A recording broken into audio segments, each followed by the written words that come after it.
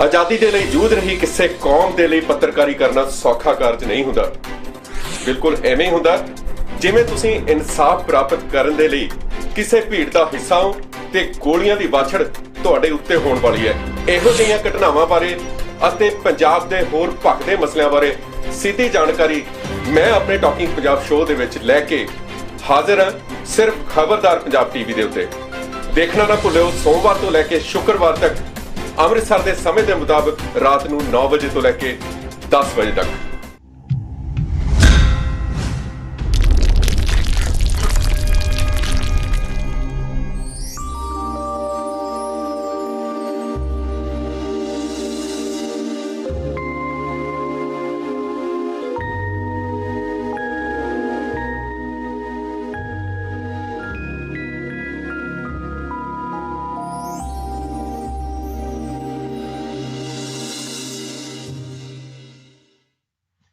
ਦੁਨੀਆ ਭਰ ਦੇ ਵਿੱਚ ਖਬਰਦਾਰ ਪੰਜਾਬ ਦੇ ਜ਼ਰੀਏ ਟਾਕਿੰਗ ਪੰਜਾਬ ਦਾ ਇਹ ਵਿਲੱਖਣ ਸ਼ੋਅ ਦੇਖ ਰਹੇ ਸਾਡੇ ਸਮੂਹ ਦਰਸ਼ਕਾਂ ਅਤੇ ਸਰੋਤਿਆਂ ਦਾ ਮੈਂ ਸਵਾਗਤ ਕਰਦਾ। ਸਾਰਿਆਂ ਨੂੰ ਜੀ ਆਇਆਂ ਨੂੰ, ਸਤਿ ਸ੍ਰੀ ਅਕਾਲ ਤੇ ਵਾਹਿਗੁਰੂ ਜੀ ਕਾ ਖਾਲਸਾ, ਵਾਹਿਗੁਰੂ ਜੀ ਕੀ ਫਤਿਹ।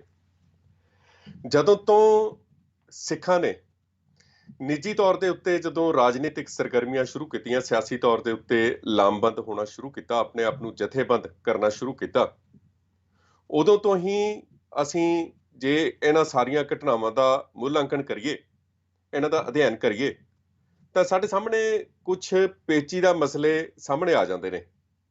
ਮਸਲਨ ਇਹਨਾਂ ਜਮਾਤਾਂ ਵੱਲੋਂ ਜਿਹੜੀਆਂ ਬ੍ਰਾਹਮਣਵਾਦੀ ਤਾਕਤਾਂ ਨੇ, ਉਹਨਾਂ ਵੱਲੋਂ ਹਮੇਸ਼ਾ ਇਹ ਕੋਸ਼ਿਸ਼ ਕੀਤੀ ਜਾਂਦੀ ਰਹੀ ਹੈ ਕਿ ਜਿਹੜਾ ਤਕੜਾ ਉਹਨੂੰ ਆਪਣੇ ਨਾਲ ਬੁਲਾ ਕੇ ਰੱਖੀਏ, ਪਰ ਨਾਲ ਹੀ ਉਸਦੀ ਮਾਨਸਿਕਤਾ ਨੂੰ ਖੁੰਡਿਆ ਕਰਨ ਦਾ ਜਿਹੜਾ ਕਾਰਜ ਆ ਉਹ ਲਗਾਤਾਰ ਜਾਰੀ ਰੱਖੀਏ। ਕਰਮਕਾਂਡ ਨੇ, ਕਰਮਕਾਂਡਾਂ ਦੀ ਬਦੌਲਤ ਬਹੁਤ ਸਾਰੀ ਇੱਕ ਅਜਿਹੀ ਗਿਣਤੀ ਹੈ ਜਿਹੜੀ ਮਾਨਸਿਕ ਤੌਰ ਦੇ ਉੱਤੇ ਪੰਗੂ ਆ, ਅਪਾਹਜ ਹੈ, ਉਹ ਬਹੁਤ ਜਲਦੀ ਉਹਨਾਂ ਦੇ ਭੁਲਾਵੇ 'ਚ ਆ ਜਾਂਦੀ ਹੈ ਤੇ ਇਸ ਤਰੀਕੇ ਨਾਲ ਕਾਰਜ ਕਰਦੀ ਹੈ ਮਾਨੋ ਜਿਵੇਂ ਉਹ ਵੀ ਉਹਨਾਂ ਕਰਮਕਾਂਡਾਂ ਦੇ ਵਿੱਚ ਫਸ ਗਏ ਨੇ। ਇੱਕ ਕਰਮਕਾਂਡ ਹੈ ਟੂਣਾ। ਟੂਣਾ ਕਿਸੇ ਨੂੰ ਆਪਣੇ ਵੱਸ ਦੇ ਵਿੱਚ ਕਰਨ ਦੇ ਲਈ ਤੇ ਕਿਸੇ ਦਾ ਨੁਕਸਾਨ ਕਰਨ ਦੇ ਲਈ, ਦੋਵਾਂ ਤਰੀਕਿਆਂ ਦੇ ਨਾਲ ਵਿਰੋਧੀ ਦੇ ਉੱਤੇ ਕੀਤਾ ਜਾਂਦਾ ਹੈ। ਇਹ ਟੂਣਾ ਹਿੰਦੂ ਕਰਮਕਾਂਡ ਦਾ ਇੱਕ ਹਿੱਸਾ ਤੇ ਸਾਮ-ਦਾਮ ਦੰਡ ਭੇਦ ਜਿਹੜੀ ਇਹਨਾਂ ਦੀ ਨੀਤੀ ਆ, ਜਿਹਨੂੰ ਅਸੀਂ ਰਾਮਾਇਣ 'ਚ, ਮਹਾਭਾਰਤ ਦੇ ਵਿੱਚ ਅਤੇ ਹੋਰ ਵੇਦਾਂ ਦੇ ਵਿੱਚ ਤੇ ਚਾਣਕਿਆ ਨੀਤੀ ਦੇ ਵਿੱਚ ਬਹੁਤ ਚੰਗੀ ਤਰ੍ਹਾਂ ਅਸੀਂ ਪੜ੍ਹਿਆ ਤੇ ਉਹਨੂੰ ਵਿਚਾਰਿਆ। ਉਹਦੇ ਸਿੱਟੇ, ਉਹਦੇ ਨਤੀਜੇ ਉਹ ਸਾਡੇ ਸਾਹਮਣੇ ਨੇ ਤੇ ਵੱਖ-ਵੱਖ ਜਦੋਂ ਵਿਚਾਰ ਚਰਚਾ ਦੇ ਵਿੱਚ ਅਸੀਂ ਬ੍ਰਾਹਮਣਵਾਦੀ ਤਾਕਤ ਦੀ ਇਹ ਜਿਹੜੀ ਖਾਸ ਚੂਲ ਹੈ, ਜਦੋਂ ਇਸ ਨੂੰ ਸਮਝਣ ਦੀ ਕੋਸ਼ਿਸ਼ ਕਰਦੇ ਹਾਂ ਤਾਂ ਨਿਰਸੰਦੇਹ ਸਾਡੇ ਜਿਹੜੇ ਬਹੁਤ ਸਾਰੇ ਜਿਹੜੇ ਆਪਣੀ ਕੌਮ ਦਾ ਹਿੱਸਾ ਨੇ, ਉਹ ਤਾਂ ਦਿਮਾਗ ਦੀਆਂ ਅੱਖਾਂ ਤਾਂ ਉਹਨਾਂ ਦੀਆਂ ਬੰਦ ਨੇ ਤੇ ਜ਼ੁਬਾਨ ਤੋਂ ਵੀ ਉਹ ਬਿਲਕੁਲ ਚਰਚਾ ਕਰਨੀ ਨਾਮੁਨਾਸਿਬ ਸਮਝਦੇ ਨੇ। ਸੋ ਕਿਤੇ ਨਾ ਕਿਤੇ ਜਾਪਦਾ ਹੈ ਕਿ ਇਹ ਟੂਣਾ ਉਹਨਾਂ ਦੇ ਉੱਤੇ ਕਿਤੇ ਚੱਲਿਆ ਹੋਇਆ। ਟੂਣਾ ਚੱਲ ਵੀ ਜਾਂਦਾ ਕਈ ਵਾਰੀ, ਤਾਂ ਉਹਨਾਂ ਸਿੱਖਾਂ ਦੇ ਉੱਤੇ ਟੂਣਾ ਚੱਲਿਆ, ਠੀਕ ਹੈ ਨਾ ਜੀ। ਇਹ ਟੂਣੇ ਦੀਆਂ ਜਿਹੜੀਆਂ ਖਾਸ ਜਿਹੜੀਆਂ ਜ਼ਰੂਰੀ ਵਸਤਾਂ ਹੁੰਦੀਆਂ ਨੇ, ਉਹਨਾਂ 'ਚ ਨਾਰੀਅਲ ਹੁੰਦਾ, ਖੋਪਾ, ਮੌਲੀ, ਖੰਮਣੀ ਜਿਹਨੂੰ ਕਹਿੰਦੇ ਆ, ਲੱਡੂ ਮਰਜ਼ੀ ਹੈ, ਲੱਡੂ ਰੱਖ ਦਿਓ, ਭਾਵੇਂ ਗੁੜ ਦੀ ਭੇਲੀ ਰੱਖ ਦਿਓ, ਮਿਰਚਾਂ, ਨਿੰਬੂ, ਸੰਧੂਰ ਜਾਂ ਲਾਲ ਕੱਪੜਾ ਤੇ ਪਾਣੀ ਦਾ ਕੁੱਜਾ, ਇਹਦੇ ਨਾਲ ਟੂਣਾ ਹੁੰਦਾ। ਤੇ ਉਹ ਕੋਈ ਮੰਤਰ ਮੁੰਤਰ ਪੜ੍ਹ ਕੇ ਤੇ ਉੱਥੇ ਉਹ ਸੰਧੂਰ ਦੇ ਨਾਲ ਇੱਕ ਚੌਰਸ ਜਿਹਾ ਖਾਨਾ ਬਣਾ ਕੇ ਉਹਦੇ ਤੇ ਕੁੱਜਾ ਰੱਖ ਦਿੰਦੇ ਨੇ, ਲਾਲ ਕੱਪੜਾ, ਤੇ ਉੱਤੇ ਆਹ ਚੀਜ਼ਾਂ ਰੱਖ ਦਿੰਦੇ ਨੇ ਤੇ ਇਹ ਚੁਰਾਹੇ ਦੇ ਵਿੱਚ ਰੱਖਿਆ ਜਾਂਦਾ। ਸੋ ਇਹਦੇ ਨਾਲ ਕਿਸੇ ਨੂੰ ਨੁਕਸਾਨ ਪਹੁੰਚਾਉਣਾ ਤੇ ਕਿਸੇ ਨੂੰ ਵਸ 'ਚ ਕਰਨਾ, ਇਹ ਦੋ ਤਿੰਨ ਗੱਲਾਂ ਨੇ ਤੇ ਜਿਹੜੀਆਂ ਕਾਰਨ ਇਹ ਟੂਣਾ ਕੀਤਾ ਜਾਂਦਾ। ਪਰ ਅੱਜ ਅਸੀਂ ਜੇ ਇਹਨਾਂ ਘਟਨਾਵਾਂ ਤੇ ਵਿਚਾਰ ਚਰਚਾ ਕਰੀਏ ਤੇ ਇਹਨਾਂ ਦੀ ਤਹਿ ਤੱਕ ਜਾਣ ਦੀ ਕੋਸ਼ਿਸ਼ ਕਰੀਏ ਤਾਂ ਸਾਨੂੰ ਲੱਗਦਾ ਹੈ ਕਿ ਇਹ ਟੂਣਾ ਸਿੱਖ ਕੌਮ ਦੇ ਉੱਤੇ ਵੀ ਕੀਤਾ ਜਾਣਾ ਸ਼ੁਰੂ ਹੋ ਗਿਆ। ਸ਼ੁਰੂ ਤਾਂ ਪਿਛਲੇ 2-3 ਸਾਲਾਂ ਤੋਂ ਕੀਤਾ ਹੋਇਆ, ਪਰ ਇਹਦਾ ਅਸੀਂ ਪੜਾਅਵਾਰ ਜਿਹੜਾ ਅਸੀਂ ਤਬਸਰਾ ਕਰਨਾ ਉਹ ਅੱਜ ਹਾਜ਼ਰ ਆ ਤੇ ਇਸ ਦਾ ਅੱਜ ਦਾ ਮਜ਼ਮੂਨ ਅਸੀਂ ਇਹ ਰੱਖਿਆ ਕਿ ਰੈਫਰੈਂਡਮ 2020 ਦੀ ਵਿਪਤਾ ਟਾਲਣ ਲਈ ਭਾਰਤ ਨੇ ਟੂਣੇ ਸ਼ੁਰੂ ਕੀਤੇ। 2020 ਰੈਫਰੈਂਡਮ ਦੀ ਵਿਪਤਾ ਟਾਲਣ ਦੇ ਲਈ ਭਾਰਤ ਨੇ ਟੂਣੇ ਸ਼ੁਰੂ ਕੀਤੇ। ਟੂਣਾ ਉਹਦਾ ਕਰਮਕਾਂਡ ਹੈ ਤੇ ਇਹ ਵੱਖ-ਵੱਖ ਥਾਵਾਂ ਦੇ ਉੱਤੇ ਜਦੋਂ ਤੁਸੀਂ ਜ਼ੋਰਦਾਰ ਤਰੀਕੇ ਦੇ ਨਾਲ ਕਿਸੇ ਨੂੰ ਸਮਝਾਉਣ ਦੀ ਕੋਸ਼ਿਸ਼ ਕਰਦੇ ਹੋ, ਜਾਂ ਤੁਸੀਂ ਆਪਣਾ ਹੱਕ ਮੰਗਦੇ ਹੋ, ਜਾਂ ਤੁਸੀਂ ਬਿਨਾਂ ਕਿਸੇ ਦੀ ਪਰਵਾਹ ਕੀਤੇ ਗੁਰੂ ਦਾ ਓਟ ਆਸਰਾ ਲੈ ਕੇ ਜਦੋਂ ਆਪਣੀ ਚਾਲ ਤੇ ਚੱਲਦੇ ਹੋ, ਫਿਰ ਤਾਂ ਇਹ ਟੂਣੇ ਚੱਲਦੇ ਨਹੀਂ ਹੈਗੇ। ਪਰ ਜਿੱਥੇ ਤੁਸੀਂ ਮਾਨਸਿਕ ਤੌਰ ਦੇ ਉੱਤੇ ਇਹ ਅਹਿਸਾਸ ਕਰ ਲਿਆ, ਪੱਕੇ ਤੌਰ ਦੇ ਉੱਤੇ ਆਪਣੇ ਆਪ ਤਸਦੀਕ ਕਰ ਦਿੱਤਾ ਕਿ ਮੈਂ ਗੁਲਾਮ ਹਾਂ, ਪੱਟੀ ਵੀ ਪਾਲੀ ਆਪਣੇ ਗਲ ਦੇ ਵਿੱਚ ਕਿ ਮੈਂ ਗੁਲਾਮ ਹਾਂ, ਉੱਥੇ ਤਾਂ ਇਹ ਟੂਣਾ ਚੱਲਣਾ ਹੀ ਚੱਲਣਾ, ਚੱਲਦਾ। ਪਰ ਜਿੱਥੇ ਗੁਰੂ ਦਾ ਊਟ ਆਸਰਾ ਲੈ ਕੇ ਸਿੰਘ ਚੱਲੇ ਹੋਏ ਨੇ, ਉੱਥੇ ਟੂਣਾ ਬਿਲਕੁਲ ਬੇਅਸਰ ਹੈ। ਉੱਥੇ ਆਵਾਜ਼ ਤੇ ਵੀ ਟੂਣਾ ਨਹੀਂ ਹੁੰਦਾ, ਉੱਥੇ ਤਸਵੀਰ ਤੇ ਵੀ ਟੂਣਾ ਨਹੀਂ ਹੁੰਦਾ। ਕਿਤੇ ਨਾ ਕਿਤੇ ਕੋਸ਼ਿਸ਼ ਇਹ ਹੁੰਦੀ ਹੈ ਕਿ ਟੂਣੇ ਦਾ ਇੰਨਾ ਕਸਰ ਜ਼ਰੂਰ ਹੁੰਦਾ ਕਿ ਉਹ ਸਾਡੇ ਜਿਹੜੇ ਪੰਜਾਬ ਦੇ ਵਿੱਚ ਵਸਦੇ ਭਰਾ ਨੇ, ਭੈਣਾਂ ਨੇ, ਬਜ਼ੁਰਗ ਨੇ, ਉਹਨਾਂ ਤੱਕ ਇਹ ਤਸਵੀਰ ਤੇ ਆਵਾਜ਼ ਪਹੁੰਚਣ ਤੋਂ ਰੋਕ ਲਾ ਦਿੰਦੇ ਨੇ। ਇਹ ਇਸ ਤਰੀਕੇ ਨਾਲ ਕਿਤੇ ਨਾ ਕਿਤੇ ਚੱਲ ਜਾਂਦਾ। ਹੁਣ ਅਸੀਂ ਜਦੋਂ ਗੱਲ ਕਰੀਏ ਕਿ ਜੇ ਹਿੰਦੂ ਲੀਡਰ ਜਾਂ ਗੈਰ ਸਿੱਖ ਜਾਂ ਗੈਰ ਮੁਸਲਮਾਨ ਬੰਦਾ ਹਿੰਦੂਤਵ ਦਾ ਨਾਅਰਾ ਲਾ ਦਿੰਦਾ, ਇਹ ਕਹਿ ਦਿੰਦਾ ਕਿ ਸਾਰੇ ਭਾਰਤ ਨੂੰ ਅਸੀਂ ਹਿੰਦੁਸਤਾਨ ਬਣਾਉਣਾ, ਇਹ ਹਿੰਦੂਆਂ ਦਾ ਮੁਲਕ ਹੈ, ਹਿੰਦੂ ਰਾਸ਼ਟਰ ਬਣਾਉਣਾ, ਤੇ ਉਸ ਵੇਲੇ ਜਿਹੜਾ ਹੈ ਉਹ ਕਾਨੂੰਨ ਵੱਖਰਿਆਂ ਤੌਰ ਦੇ ਉੱਤੇ ਕੰਮ ਕਰਦਾ। ਕਾਨੂੰਨ ਦੀਆਂ ਅੱਖਾਂ ਤੇ ਜਿਹੜੀ ਪੱਟੀ ਬੰਨੀ ਹੋਈ ਹੈ ਨਾ, ਉਹ ਸੱਚ ਦੇ ਵਿੱਚ ਉਦੋਂ ਪੱਟੀ ਬੰਨ ਲੈਂਦਾ। ਪਰ ਜਦੋਂ ਕੋਈ ਸਿੱਖ ਰਾਜ ਕਰੇਗਾ, ਖਾਲਸਾ ਕਹਿੰਦਾ, ਤਾਂ ਉਹੀ ਕਾਨੂੰਨ UAPA ਦੇ ਰੂਪ ਦੇ ਵਿੱਚ, ਟਾਡਾ ਦੇ ਰੂਪ ਦੇ ਵਿੱਚ, ਪੋਟਾ ਦੇ ਰੂਪ ਦੇ ਵਿੱਚ ਸਾਡੇ ਸਾਹਮਣੇ ਉਹ ਤਲਵਾਰ ਤੇ ਤਕੜੀ ਲੈ ਕੇ ਖੜਾ ਹੋ ਜਾਂਦਾ। ਤੇ ਇਹ ਸੋਚਣ ਵਾਲੀ ਗੱਲ ਹੈ ਕਿ ਇਹ ਸਾਰਾ ਕੁਝ ਕਿਸ ਤਰੀਕੇ ਨਾਲ ਅੰਜਾਮ ਦਿੱਤਾ ਜਾ ਰਿਹਾ ਹੈ। ਹੁਣ ਕਾਨੂੰਨ ਜਦੋਂ ਹੈ, ਕਿਤੇ ਨਾ ਕਿਤੇ ਇਹ ਇਸ ਤਰੀਕੇ ਨਾਲ ਵਿਹਾਰ ਕਰਦਾ, ਤਾਂ ਮੀਡੀਆ ਦੇ ਵਿੱਚ ਜਾਂ ਕੌਮਾਂਤਰੀ ਪੱਧਰ ਦੇ ਉੱਤੇ ਇਹ ਖਬਰਾਂ ਨੇ ਜਿਹੜੀਆਂ, ਨਿਰਸੰਦੇਹ ਇਹਨਾਂ ਦਾ ਜ਼ੋਰ ਪੈਂਦਾ ਤੇ ਲੋਕਾਂ ਨੂੰ ਪਤਾ ਵੀ ਲੱਗਣਾ ਸ਼ੁਰੂ ਹੁੰਦਾ ਕਿ ਹਿੰਦੂ ਰਾਸ਼ਟਰ ਦੀ ਮੰਗ ਕਰਨ ਵਾਲੇ ਆਜ਼ਾਦ ਘੁੰਮ ਰਹੇ ਨੇ, ਮੁਸਲਮਾਨਾਂ ਨੂੰ, ਸਿੱਖਾਂ ਨੂੰ ਕੁੱਟਣ ਮਾਰਨ ਵਾਲੇ, ਵਾਲਾਂ ਤੋਂ ਫੜ ਫੜ ਕੇ ਘੜੀਸਣ ਵਾਲੇ ਆਜ਼ਾਦ ਘੁੰਮ ਰਹੇ ਨੇ। ਉਹਨਾਂ ਦੇ ਖਿਲਾਫ ਕੋਈ ਕਾਰਵਾਈ ਨਹੀਂ। ਤੇ ਜਿਹੜੇ ਲੋਕ ਹੱਕ ਮੰਗਣ ਵਾਲੇ ਨੇ ਜਾਂ ਹੱਕ ਨਹੀਂ ਵੀ ਮੰਗਦੇ, ਰਸਤਿਆਂ 'ਚ ਜਾ ਰਹੇ ਨੇ, ਉਹਨਾਂ ਨੂੰ ਕੇਸਾਂ ਤੋਂ ਫੜ ਫੜ ਘੜੀਸਿਆ ਜਾ ਰਿਹਾ ਤੇ ਫੜ ਫੜ ਕੇ ਉਹਨਾਂ ਨੂੰ ਜੈ ਸਿਆ ਰਾਮ ਚੰਦਰ ਪਤੀ ਪਤਾ ਨਹੀਂ ਕੀ ਕੀ ਨਾਅਰੇ ਲਵਾਉਂਦੇ ਨੇ। ਤੇ ਮੰਗੂ ਮੱਠ, ਸਿੱਕਮ ਦੇ ਵਿੱਚ ਗੰਗਟੋਕ ਦੇ ਵਿੱਚ ਗੁਰਦੁਆਰਾ ਗਿਆਨ ਗੋਦੜੀ ਸਾਹਿਬ, ਭੋਪਾਲ ਦਾ ਗੁਰਦੁਆਰਾ, ਤੇ ਅਸੀਂ ਅਸਾਮ ਦੇ ਵਿੱਚ ਸ਼ਿਲੌਂਗ ਦੇ ਵਿੱਚ ਜਿਹੜਾ ਉਹਨਾਂ ਨੇ ਹੁੜਦੁੰਗ ਮਚਾਇਆ ਹਿੰਦੂ ਭੀੜਾਂ ਨੇ, ਉਹ ਹੈਦਰਾਬਾਦ ਦੇ ਵਿੱਚ ਜੋ ਉਹਨਾਂ ਨੇ ਕੀਤਾ, ਨਵੰਬਰ 1984 ਦੇ ਵਿੱਚ ਜੋ ਉਹਨਾਂ ਨੇ ਕੀਤਾ, ਕਿੰਨੇ ਗੁਰਦੁਆਰਾ ਸਾਹਿਬ ਨੂੰ ਅੱਗਾਂ ਲਾਈਆਂ ਤੇ ਸਾਹਿਬ ਸ੍ਰੀ ਗੁਰੂ ਗ੍ਰੰਥ ਸਾਹਿਬ ਦੀਆਂ ਬੀੜਾਂ ਨੂੰ ਸਾੜ ਕੇ ਉਹਨਾਂ ਨੇ ਬੇਅਦਬੀ ਕੀਤੀ, ਤਾਂ ਉਹਨਾਂ ਦੇ ਲਈ ਕੋਈ ਸਜ਼ਾ ਨਹੀਂ, ਉਹਨਾਂ ਦੇ ਲਈ ਇਨਾਮ ਨੇ। ਪਾਰਲੀਮੈਂਟ ਮੈਂਬਰੀ ਦੀਆਂ ਟਿਕਟਾਂ ਨੇ, ਵਿਧਾਨ ਸਭਾ ਦੀ ਮੈਂਬਰੀ ਦੀਆਂ ਟਿਕਟਾਂ ਨੇ, ਉੱਚੇ ਉੱਚੇ ਅਹੁਦੇ ਨੇ, ਤੇ ਸ਼ੀਸ਼ਾ ਦਿਖਾਇਆ ਜਾਂਦਾ ਕਿ ਹਿੰਦੂ ਬਣ ਜਾਓ, ਕਹਿ ਦੋ ਕਿ ਹਨੂਮਾਨ ਨੇ ਕਛਹਿਰਾ ਦਿੱਤਾ, ਕਹਿ ਦੋ ਕਿ ਗੁਰੂ ਗੋਬਿੰਦ ਸਿੰਘ ਨੇ ਰਾਮਾਇਣ ਲਿਖੀ ਹੈ, ਹਿੰਦੂ ਬਣ ਜਾਓ, ਮੰਨ ਲਓ, ਬੰਦੇ ਬਣ ਜਾਓ, ਤੇ ਫਿਰ ਤਾਂ ਤੁਹਾਨੂੰ ਇਨਾਮ ਨੇ, ਟਿਕਟਾਂ ਵੀ ਮਿਲਣਗੀਆਂ, ਜਥੇਦਾਰੀਆਂ ਵੀ ਮਿਲਣਗੀਆਂ।